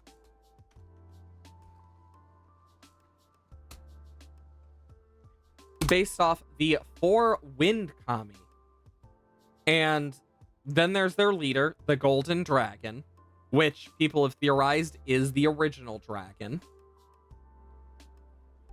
But the 4 winds are represented by a turtle with a snake, a bird,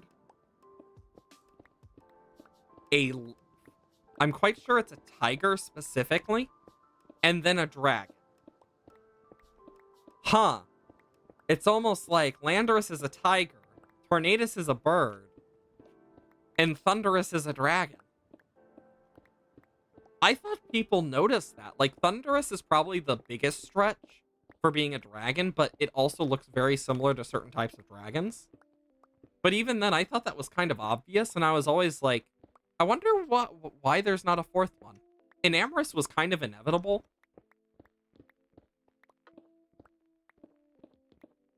Because, like, in all reality, like, that's the whole point. They are the four winds.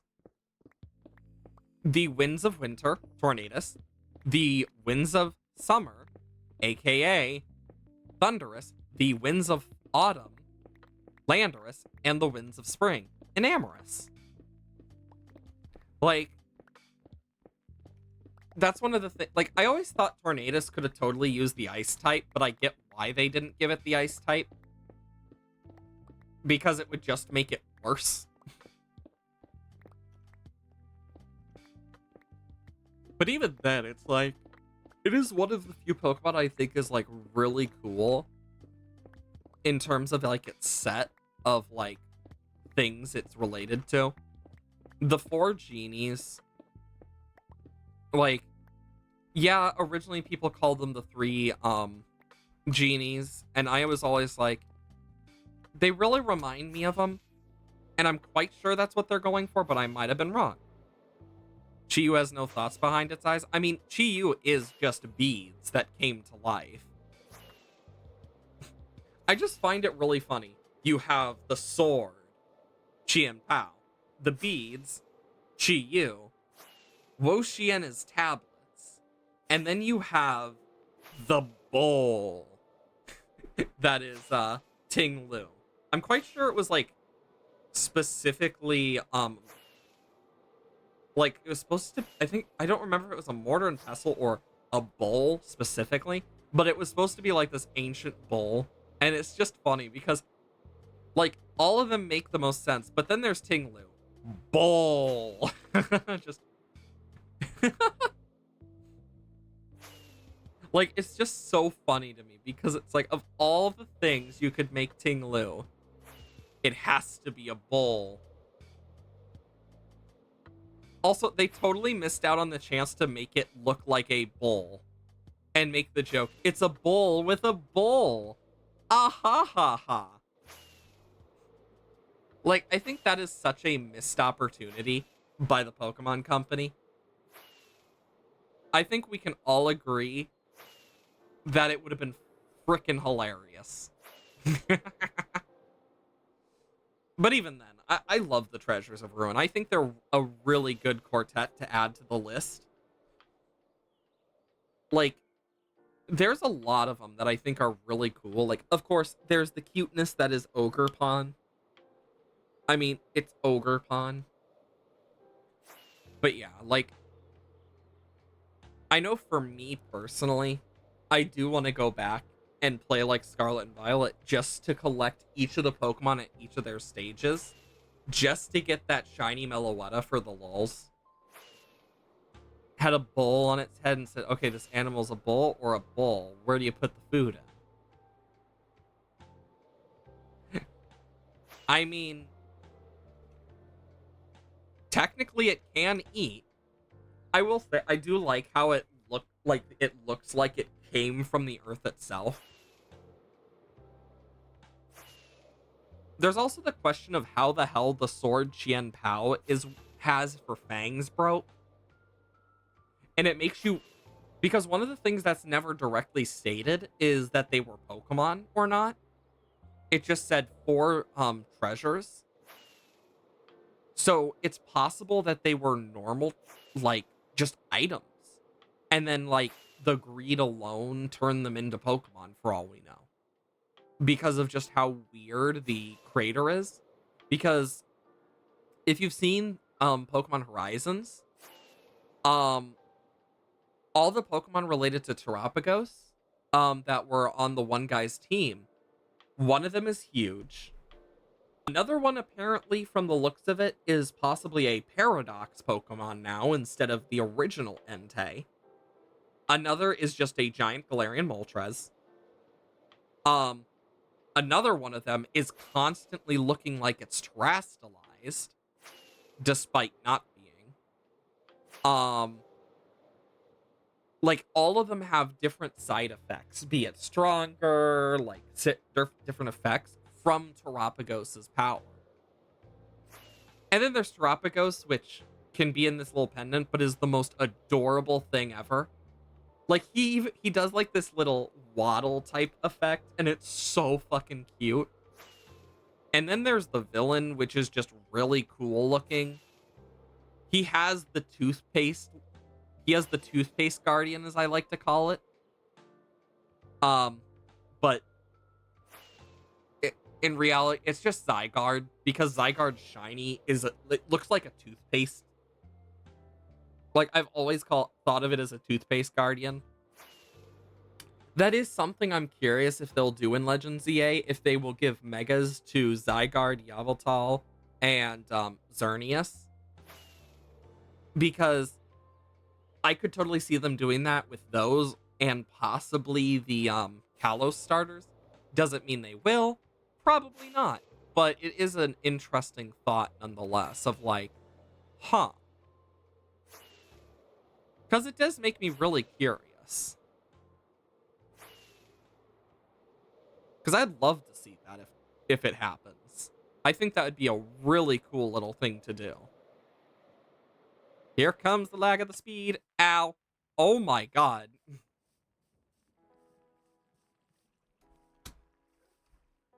Anyways, we're going to definitely need to heal up some of my stuff. Diorite. Bonk, bonk, bonk, bonk, bonk, bonk. Don't need this. Oh, we did have a bit of sand. We were out of sandstone. But we did make some good progress.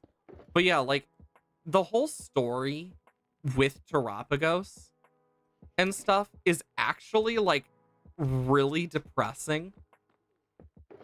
Like, there's a whole thing. I'm just curious, 22, if you've actually played, the, Scarlet and Violet games. Because there's a specific, scene I'm thinking about that you can do post, Indigo Disc. That is, like, you see it and it's like, holy fucking shit. Also, one of the things a lot of people noticed later on was depending on where you are in the story. Oh, ads. Didn't even see that. Sorry. Give some time for the ads to go through and be done with themselves. And then that's box number 2. I think 2 boxes should be enough sand to get what I need. Hopefully. That's the key word there. Because I'm going to want sand for like concrete and other stuff. And having it now is definitely worth it. But once people are back from the ads, then I can move on with what I was talking about. Because that is something I can do. We hopefully should have enough sandstone, too.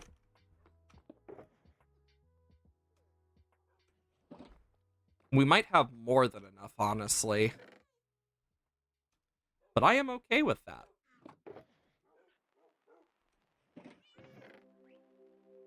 Because, yeah, I'm going to take 1 shulker box and put it away of sandstone, and then the other shulker boxes I will smelt when I get the chance. Where am I in terms of fuel? Okay, I'm still doing good. And then I can do these. Put this up here. And while that's going, I can do this. People should be back in about a minute for sure. Because we got a lot. So this is extra maps. And this is maps that I can add on. But yeah, I've thought about shrinking this and then making an actual map area. Like, completely separate. I think that'd be fun. Okay.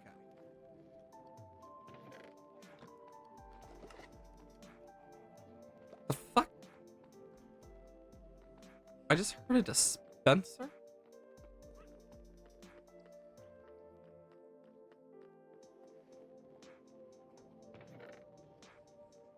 Ooh, I forgot. Sniffer eggs. I can get another sniffer in here. 1, 2.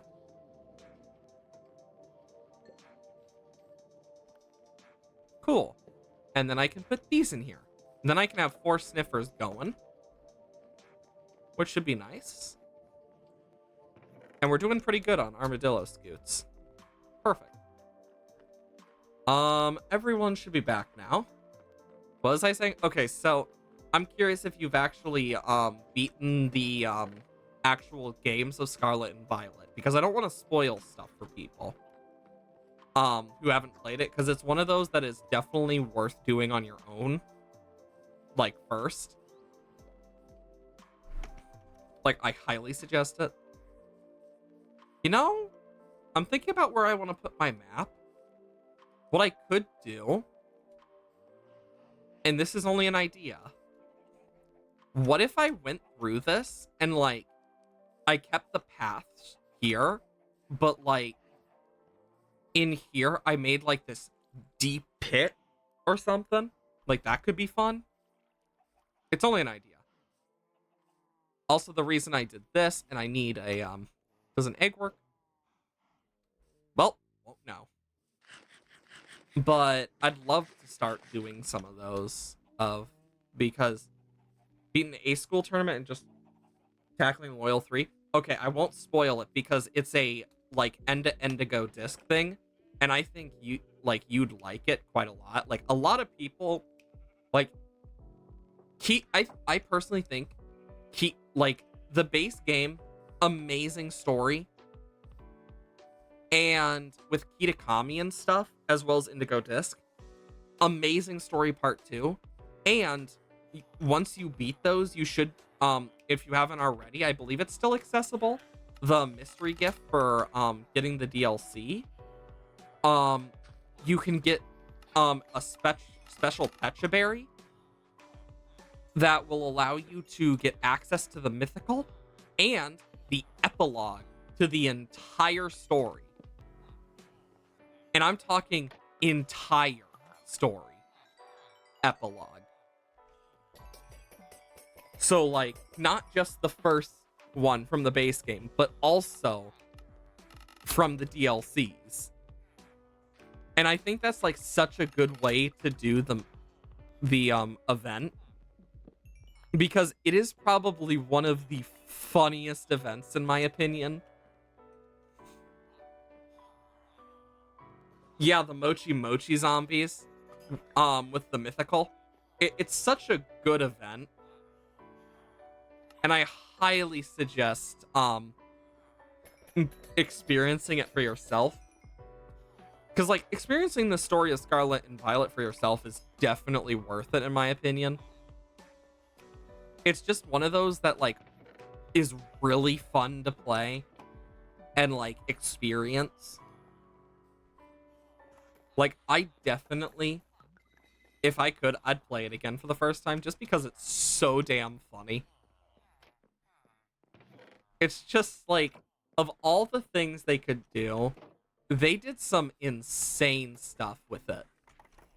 And I gotta give them credit where credit is due.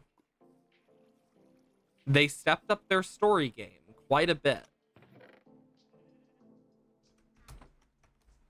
Because, holy crap.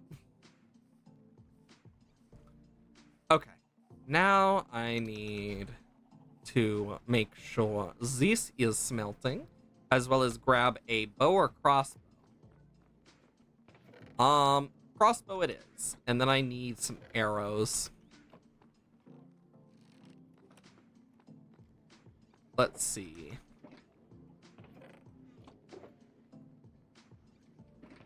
And then I can do. Because I want to make sure that I take out sandstone and start smelting it into smooth. Tools. And I can put this here. Cool. Because not a lot of people know you can do this. But this is one of the coolest things you can actually do in Minecraft that a lot of people don't know about. Because you can knock down these chorus flowers with a single arrow. So you don't have to climb up there constantly. But you need to hit it as well. And it has to be the chorus flower. But I will say, the Loyal 3 are their own set of just chaos. Like, I just love how they talk. Just, okay. Like, the fact that Monkey Dory talks like that, just, there's just something inside me that just gets this feeling of like, I can accept this monkey talking like this. It's funnier that way. And Pheasantipity is an actual, like, cool Pokemon. Same with Okie Dokie. I think they're all, like, interesting Pokemon. They're not exactly competitively viable. The closest to competitive viability is Pheasantipity. Barely. And that's only as a support. When there are way better support options. So it's kind of like...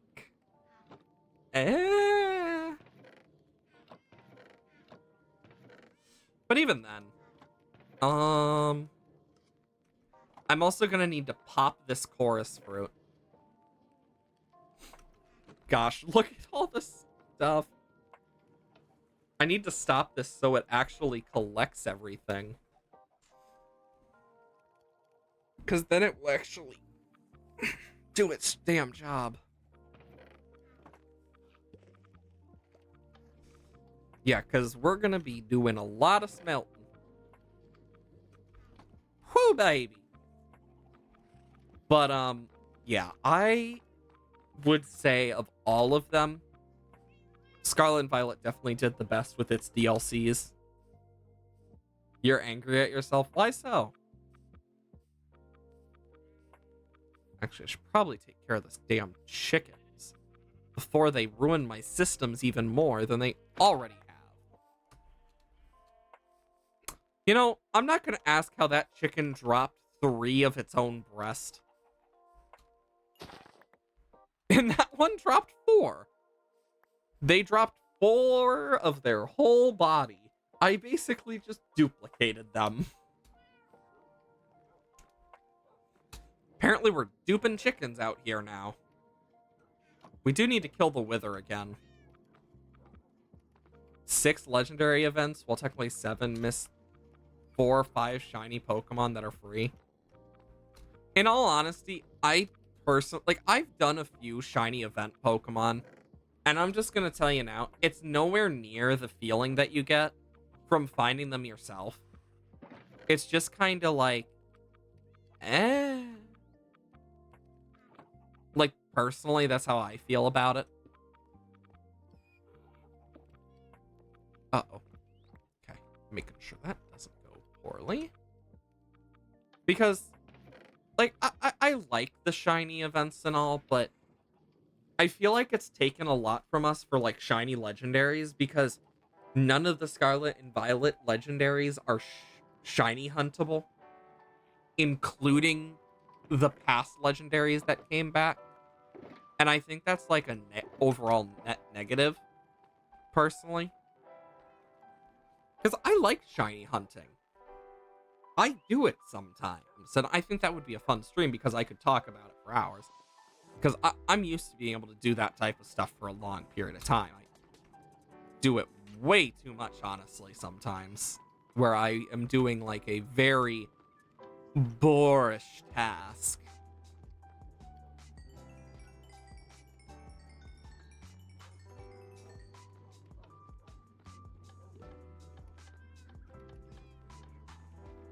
Okay, now to get a bunch more XP.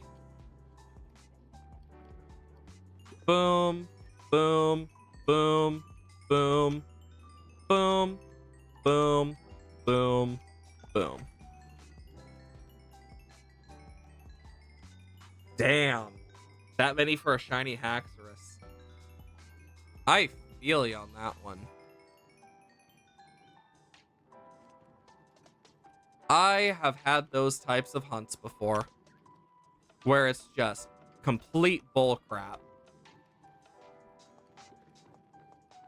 I mean, at least with like Shiny King Gambit, what you can do is you can actually like shiny hunt it more specifically. Um, like with the sandwiches, if you've ever done sandwich raids, and like because those are some of the best you can do. Like they allow for a lot more shinies to appear, and they are very much worth doing if you really badly want shinies. Personally, I don't use them all the time because I like the challenge, but it's really good for getting a lot of shinies and just overall like doing that stuff. I should probably breed these frogs, but I don't really have a place. I just realized I completely forgot the whole thing of needing turtle eggs. God bless it. We need to go find a turtle. And it can be in any of the oceans. There's a bunch of ocean up north. So let's go kind of check that out. See if there's any, like, turtles we can breed.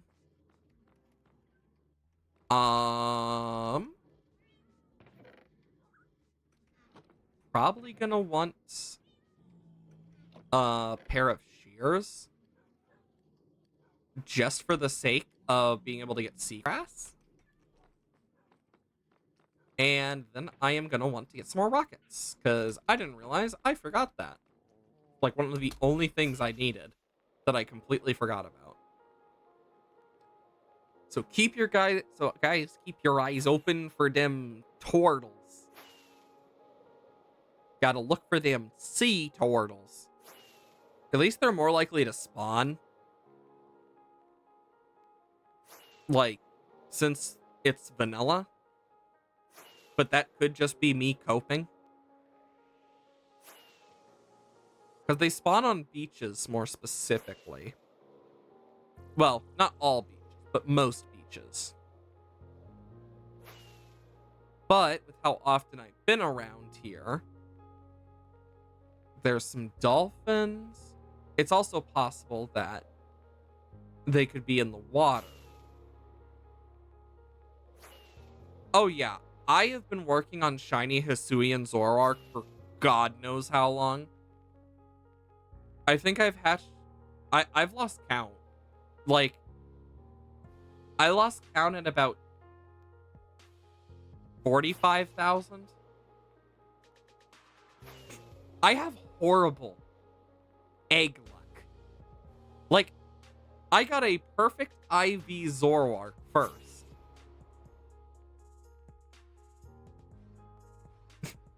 Like, and I don't know what it is about shiny Zoroark, like of the Hisuian variety, that is such a pain, even in Scarlet and Violet with the shiny charm.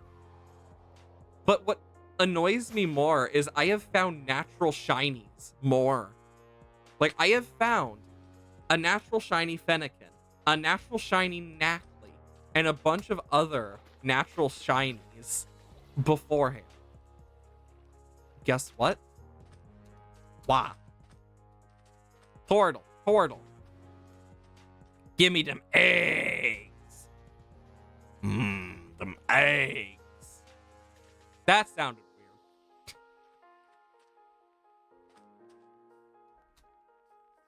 Yes. Them eggs. You know, I sound really creepy probably to these turtles. I'm not watching. Peek. Wait, no. I'm not watching. Is that turtle, like, stuck on its eggs?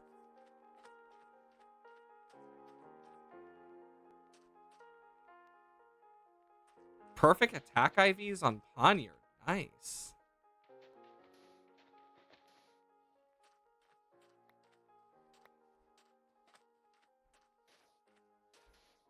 Come on. I know these two. Are these two seriously not laying eggs? Like, I saw it digging.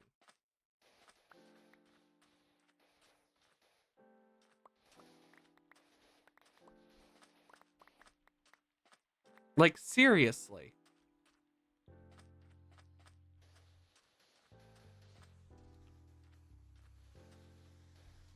Oh my god. Did it spawn in a block or something and that's why? Because that could have been it. Show me them eggs. I got an egg. We got an egg. We just need 2 eggs now. We need 1 more egg. 1 more egg. But of course, to get 1 more egg... That's shiny? Oh, nice. You got a shiny? Congrats. Because, like, I've gotten a few natural shinies. Like, shiny Latias being my first because I killed the shiny Gyarados in Heart Gold. Yeah. My history with shinies is very much tragic. Like, because shiny Latias is my first true shiny that isn't guaranteed that I didn't kill. Like, of all of them. Which is a shame. Like, I've come to just accept that. Because I opened up my shiny... Not shiny. My, Heart Gold Soul Silver, like, a few months back now. And went back to the scene of the crime. And it's how I found out that the red Gyarados respawns after if you accidentally kill it. Like, I just find that to be such a fun little fact. So, like, it does respawn. Which is pretty neat. Like, I think that's really nice that it, like, all of them, that's the one that does respawn.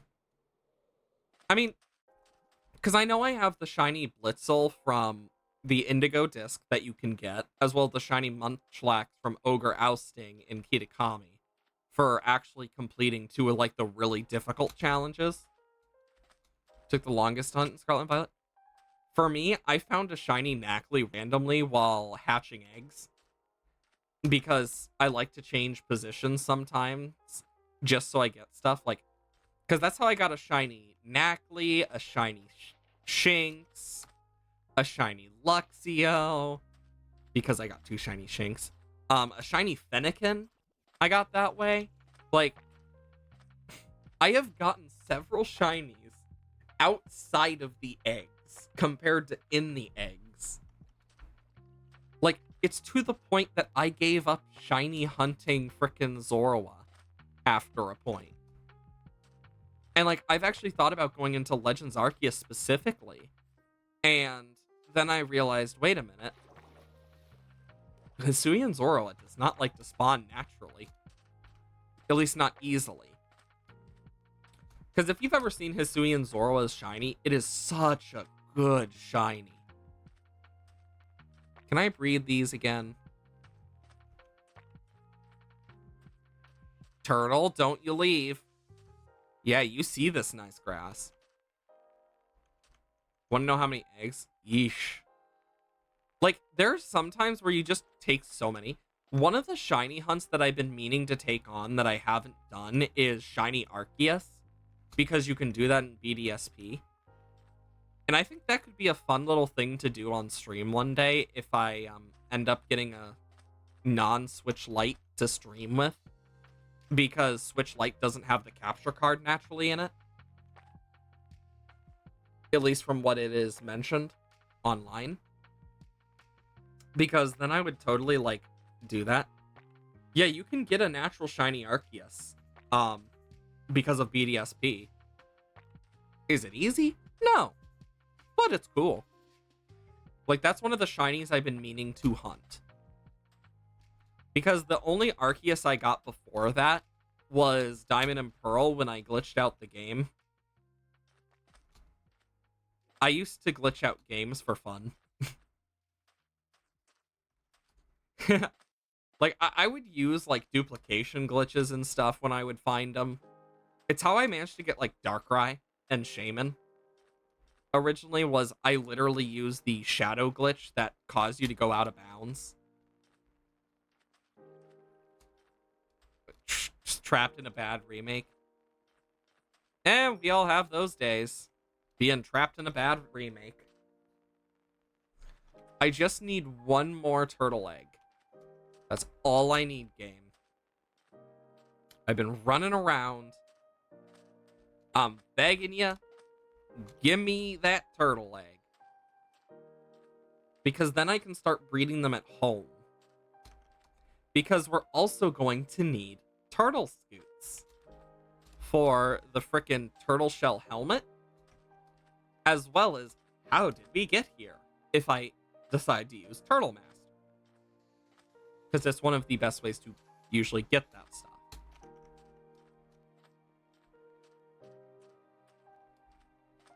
Bro just decided that wasn't the right place.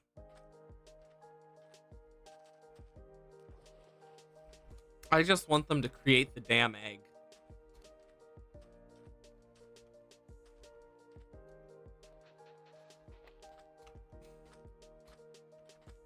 Like, seriously. Like, this one turtle is taking so long just to find a place to frickin' put their egg.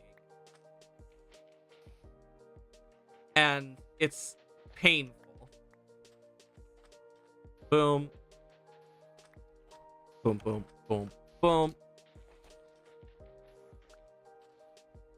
I mean, one of the things I have done is, like, I've gotten most of the Furfro.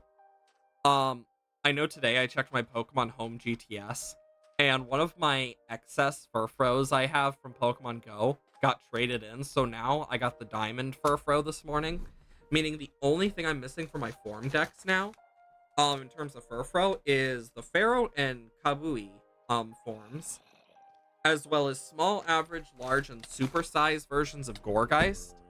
But I have the Pumpkaboo, I just need to trade with someone for it. And, yeah, that's the hard part. Getting someone who's willing to trade sometime soon for that. Because, like, I have 2 sets of each of the types. Including, like, I have I had 3 full sets of super, small, medium, well, average. So small, average, large, and then super. Those are the different sizes. I had 3.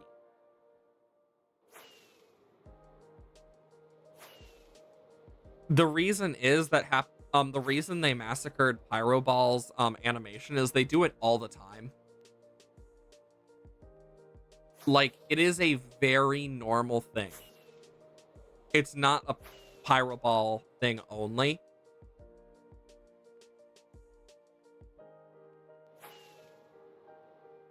It is specifically a thing that you see done with all of the moves in games overall. Oh, cool.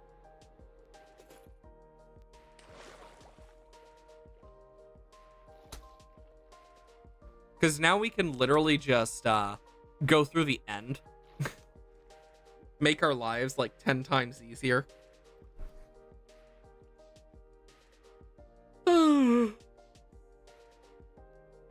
But it's been that way since the oh wait, this isn't the end. This is the trial chamber. But it's been that way since the DS games. I mean, let's be honest here. If Scarlet and Violet kept every single animation, especially without the ability to turn off the animations, think how annoying that would be in terms of time. Like, in all honesty. It's one of those things that I'm just like, ew. I mean, there is one thing I'm at least gonna give Scarlet and Violet credit for. They finally fixed Blastoise cannons.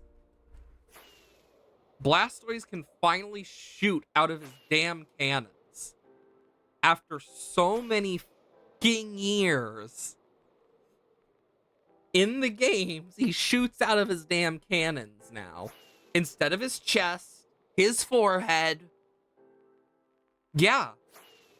Typhlosion also, when it's not in battle, its thing is no longer up, but when it's in battle, the fire actually comes out too. Like, they have done a bunch of changes, and that is one of my favorites, is Blastoise now uses its cannons. Finally. After all these years.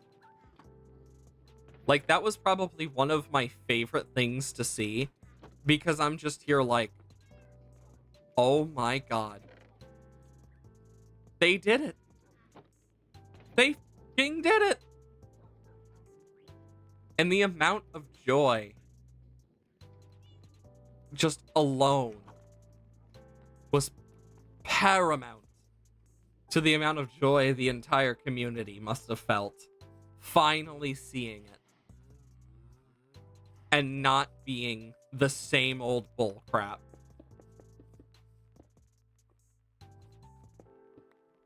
What I'm gonna do is 1, 2, 3, 4, 5, 6, 7, 8, 9, 10, 11, 12, 13, 14, 15, 16, 17, 18, 19, 20, 21, 22, 23, 24, 25. I think what I'm going to do specifically is this. 5, 6, 7, and then I need 2 more, but I'm going to do this. Because I am going to go boom, boom, boom, boom. And then I'm going to add one of these so I can actually get in and... Actually, no. I can just grab a, like, carpet. Paramount Plus. Can't spell ignorant without IGN. I mean, that is pretty true. You know what's one set of games I really think a lot of people would enjoy that I hope they do one day? I would love to see them do an Animal Crossing style Legend of Zelda. Like, imagine rebuilding Hyrule. Like, for example, especially after Breath of the Wild and Tears of the Kingdom, the amount of people that just want to see Link and Zelda finally get a break and just relax in general.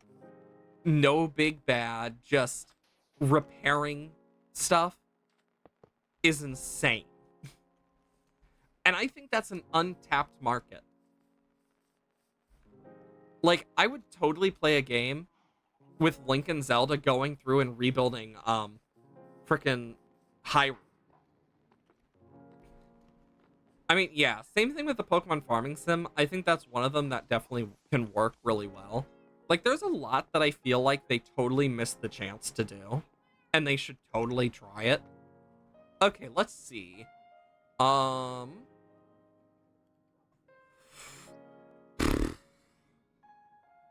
Advancement, netherite tools. We have killed a wither.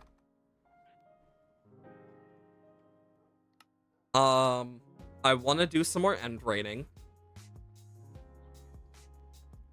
Last plants. Museum. I think I spelled that right, but then again, I might be crazy. Oh my god, now I'm starting to question. I think it's... You ever start to question your own typing? Yeah, I did spell it right. Okay, I'm making double sure. It's one of those moments where like, oh god, what if I'm spelling it wrong? What if I'm doing this? What if I'm doing that? My god! You know, I've always wondered how beacons work now, because I know that, like, it used to be where you're under it and it won't work. But I do wonder if, like, it's still the same thing, except it's like a giant sphere, or if it's like a giant cylinder. Because if it's a giant sphere, I might move it down to the ground, but if it's a cylinder, I won't. But if I were to move it anywhere, I think it would probably be like these corners right here and have one on each corner that kind of goes up. And I need to really fix this lip, as some might say. Like, there's a lot that I would like to fix on that. Whether I do it on or off stream completely depends. How much is smelted? Okay, thank God I can put some more sandstone in. The fact that that's kind of the stuff we're waiting for is shit to smelt just says a lot. Then I can do that. Because with pop chorus fruit, where's my miscellaneous? Oh, chorus. Perfect. But with this glass, I can at least take it to the nether and work on filling some stuff in real quick. Because, yeah, I think what I'm probably going to end up doing, and it's going to require me to do a lot of work on it, but I want to try and break all the bedrock down there. But that would take a long ass time. And I think that's the biggest, like, issue.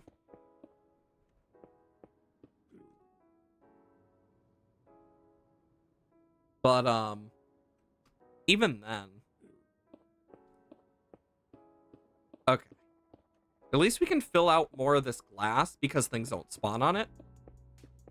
I have thought about putting on a resource pack that makes it connect just for my sanity, but I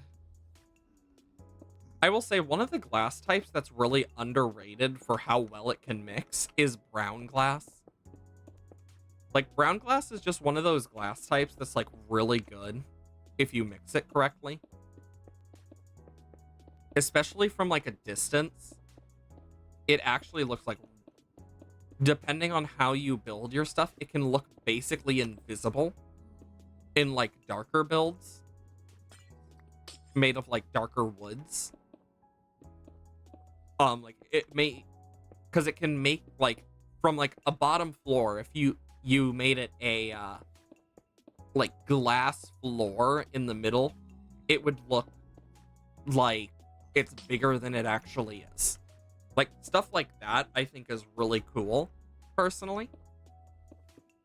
It's the small things.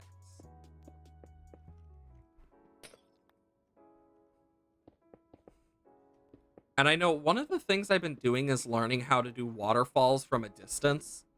And I think the weirdest thing about it is, surprisingly, a lot of them look better without water. Which is crazy. Because I've been looking at how, like, for example, BOO, if you ever heard of them, does their waterfalls. And it's surprising how few actually use water. And they look really nice. Like, I've been using that as kind of an inspiration, as well as a few others, like, Good Times with Scar. Like, I've been looking at, like, other builders who are, like, really known, just to see, because I've always been curious. And those are just some of the big ones I can kind of remember off the top of my head. But even then, looking at them now, it's kind of like, damn.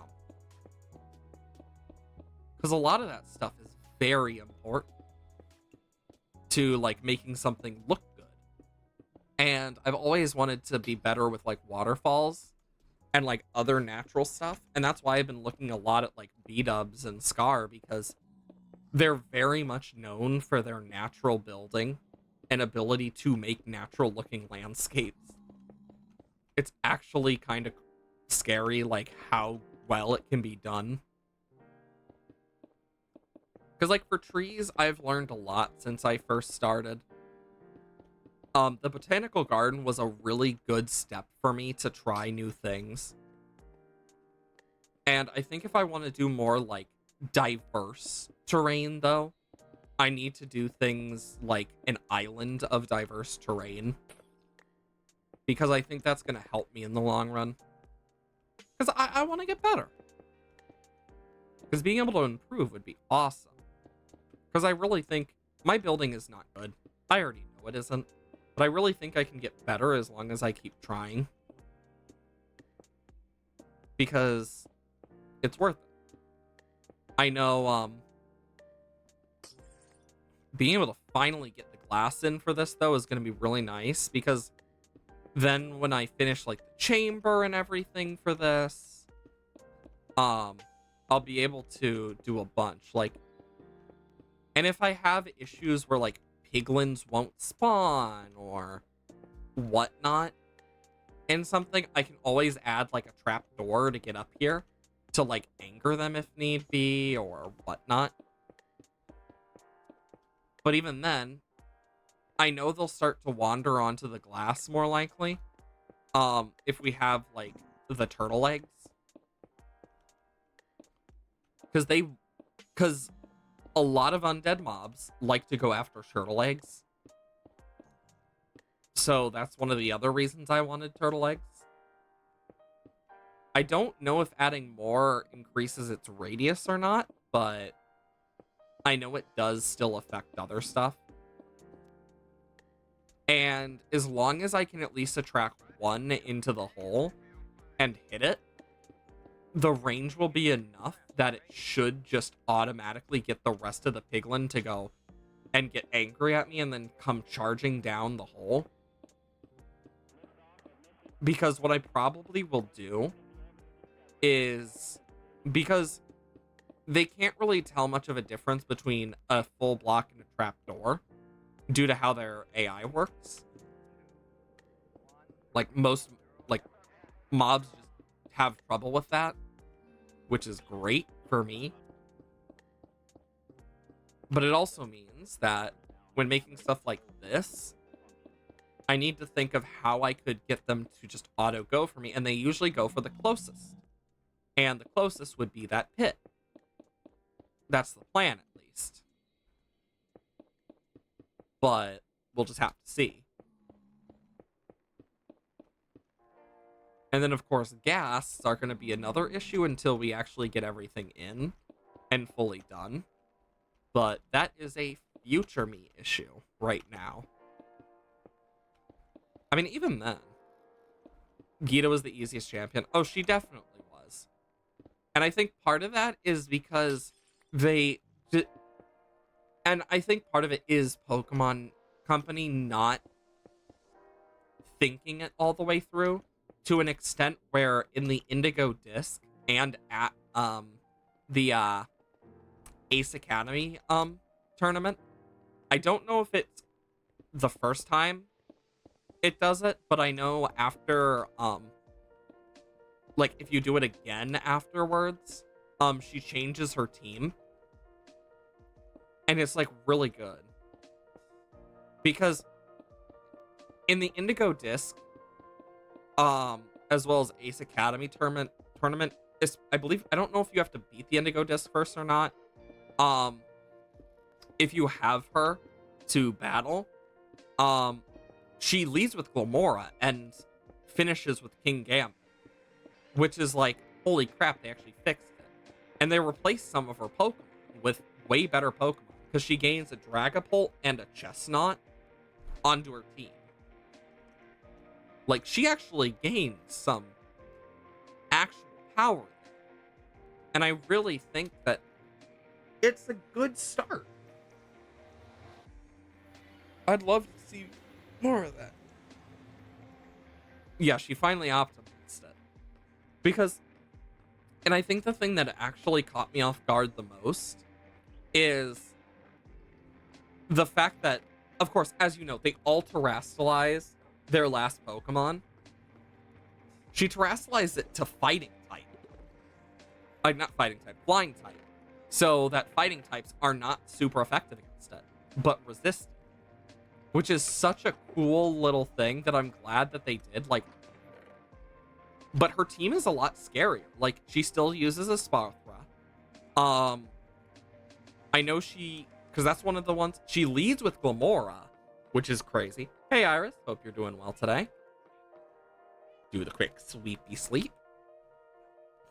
Shot by a skeleton, as always. I know we still need to get more magma, but ugh. I don't know how much because I don't really have any more of the frickin' fire res yet. Be better counter for fighting in general. I mean, it definitely is, especially with the fact it starts with a resistance. But it does counter the other side of it, of the steel type, in case they go for a ground type move. So in reality, it's kind of like, it has better uses in some ways because its main ones resist ice and stuff. So it's less likely to use that. Still a bit low on sleep. Don't worry, it'll get better. Because your body will slowly, like, catch up on the sleep it needs. I know from experience. Because when your body needs sleep, oh boy, will it tell you. Because it, boy, oh boy, does it like to tell me when I need it. But, yeah. We've been doing quite a lot, though, for this. We've gotten a bunch of sand and sandstone cooking.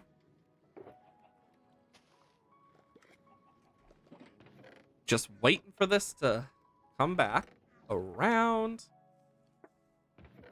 And then send that off. Boom. I mean, we still got a little bit of sandstone left, but we're at least clearing this up. Because I'm trying to get all this smooth sandstone and stuff we need for our build. Which also includes glass, but yeah. Dozed off on the bus today without noticing. But must have slept through like half the ride at least, it felt like. Damn. I mean, at least you didn't miss your stop. I've had that happen before. Rip. But even then, I totally get you on that. I've had moments where I've dozed off because of my exhaustion, and it's like, I know for me especially, it's one of those things of, at this point now, I've gotten to that point in my life where it's like, if I am too tired, I don't drive. Like, I usually call someone because I'd rather not risk my life and other people's lives if I'm having trouble staying awake. Like, that's usually how I go about it. Because I'm pretty good about it. Like, I usually am pretty good about, like, keeping myself very awake and aware while I'm not, like, in bed. Like, getting ready for bed. Like, even if I'm, like, up later, I'm pretty good about being able to control that, but it really depends.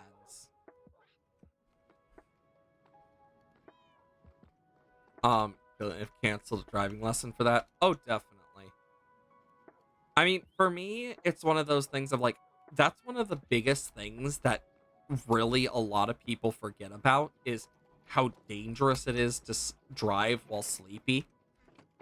I mean, it was even mentioned in like when I took driving school and stuff that the best thing to do when you're super exhausted is to not drive. Because your body just is not awake enough. But of course, most people don't care. Like, it just depends how tired you are, honestly. Because, like, for me, I can be a bit tired, and I'm fine. But sometimes, if I'm extremely tired, it's a bit more of an issue. I'm gonna save this for the smooth sandstone. Because that's one of those things that just kind of happens. That should start going with more. Magma cream. setting up to get more of that magma. Almost bad being like hungover and driving. Oh yeah, it's really bad.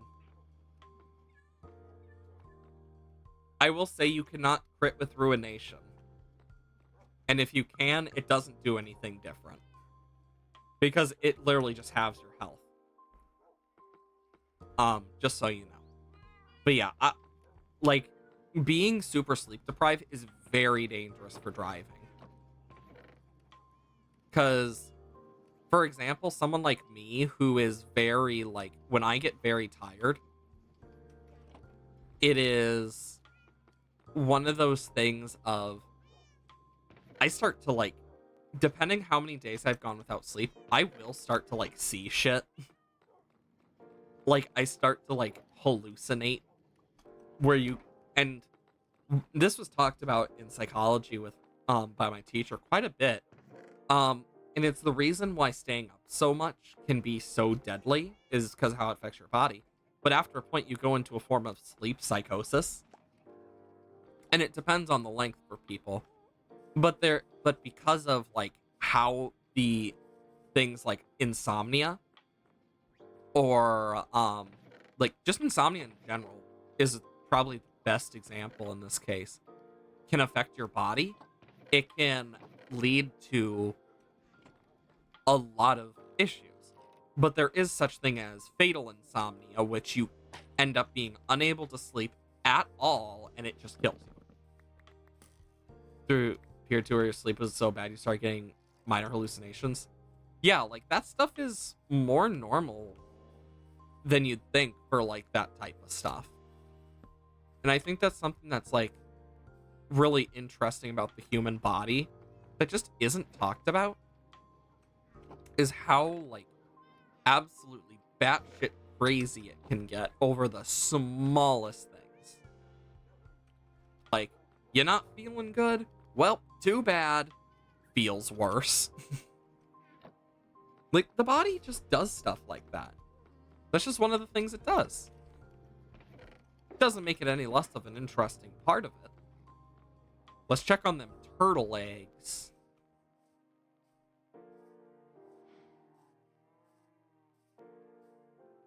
Still going. So the thing about turtle eggs and turtles growing is they can take up like between like 3 to 10 Minecraft days, if I remember correctly, just to hatch, which is annoying. While it has a more like accurate timer with the sniffer, the ancient mob that you dig up from the ground through its egg hatches quicker than a turtle. Haven't taken care of me in a while later. Better send a warning. Yeah, basically. There's one baby sniffer. There's 2 baby sniffers. The sniffers. The sniffers. We do got a lot of sniffer stuff, thankfully. Because I'm slowly collecting it because they're useful. Also, we still do have some of the fit. Like, we still have the fish in here, I believe, because they are named. Oh, yeah, there it is. Slammin'. Bear. Codstifer. Cod of Duty. We need to get a pufferfish and just call it Balloon. Don't have any sniffer emotes. That is an emote I should probably try to get a animated version of. I just need to freaking make it. But it's been so... But it's one of those things of, like, animation takes so long. Like, I mean, for my starting soon screen that I have now, it took me a little over a month because I've been doing it on periods that I have free time that aren't stream. Like, in all reality, it's limited. You know? I'm gonna do this real quick, because this is probably the most satisfying farm. You seem like someone who'd I don't know whether to take that as a compliment or but yeah, I've been meaning to get more emotes done. I just haven't finished some of them. Like there's so many emotes that I was like, I could try this, but and I just decided against it. Also, isn't this so satisfying to just watch? The way it just ah and you can hear the bone meal being created that the farm just gets increased by, as well as you'll hear like dispensers here and there as they get sent to the nice sorting system. Because how I have it specifically over here is the very left and very right will give items. The rest will turn into bone meal. And it's so nice.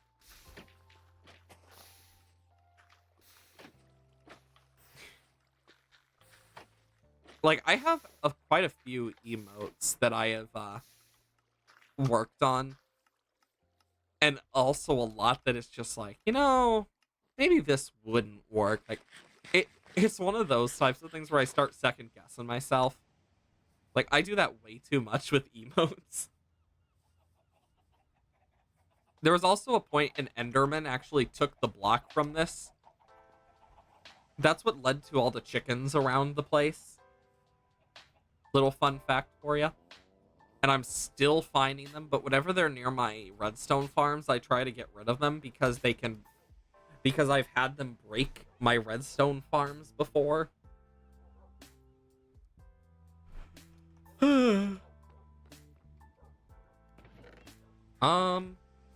Have I? Blurb.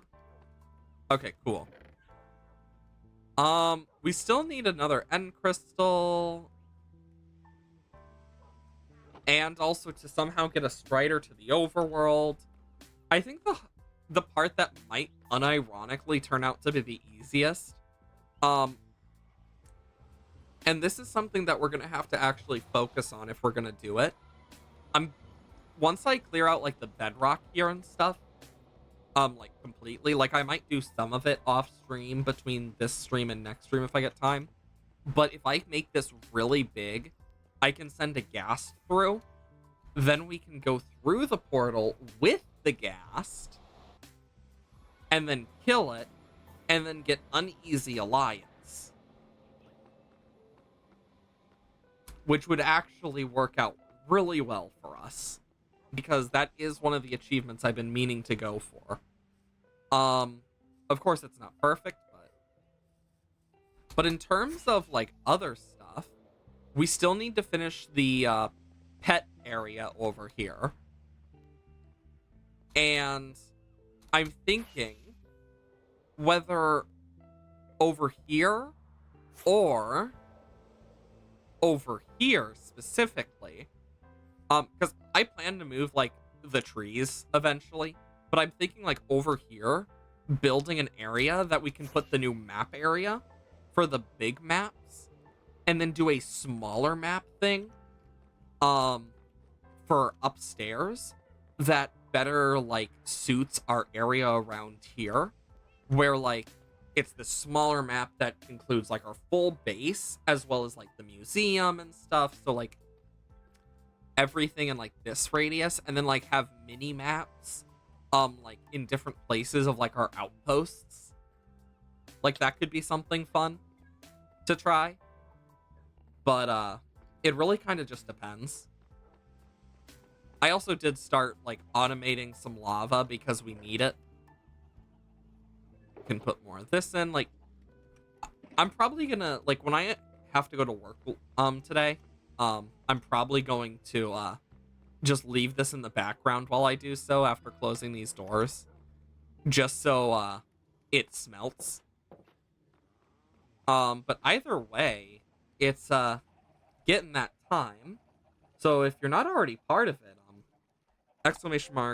!dislab, where we have the Discord and a wonderful community of viewers and people in general. Um, I stream every Monday, Wednesday, Thursday, and Friday, 8 a.m. to 12 p.m. CST.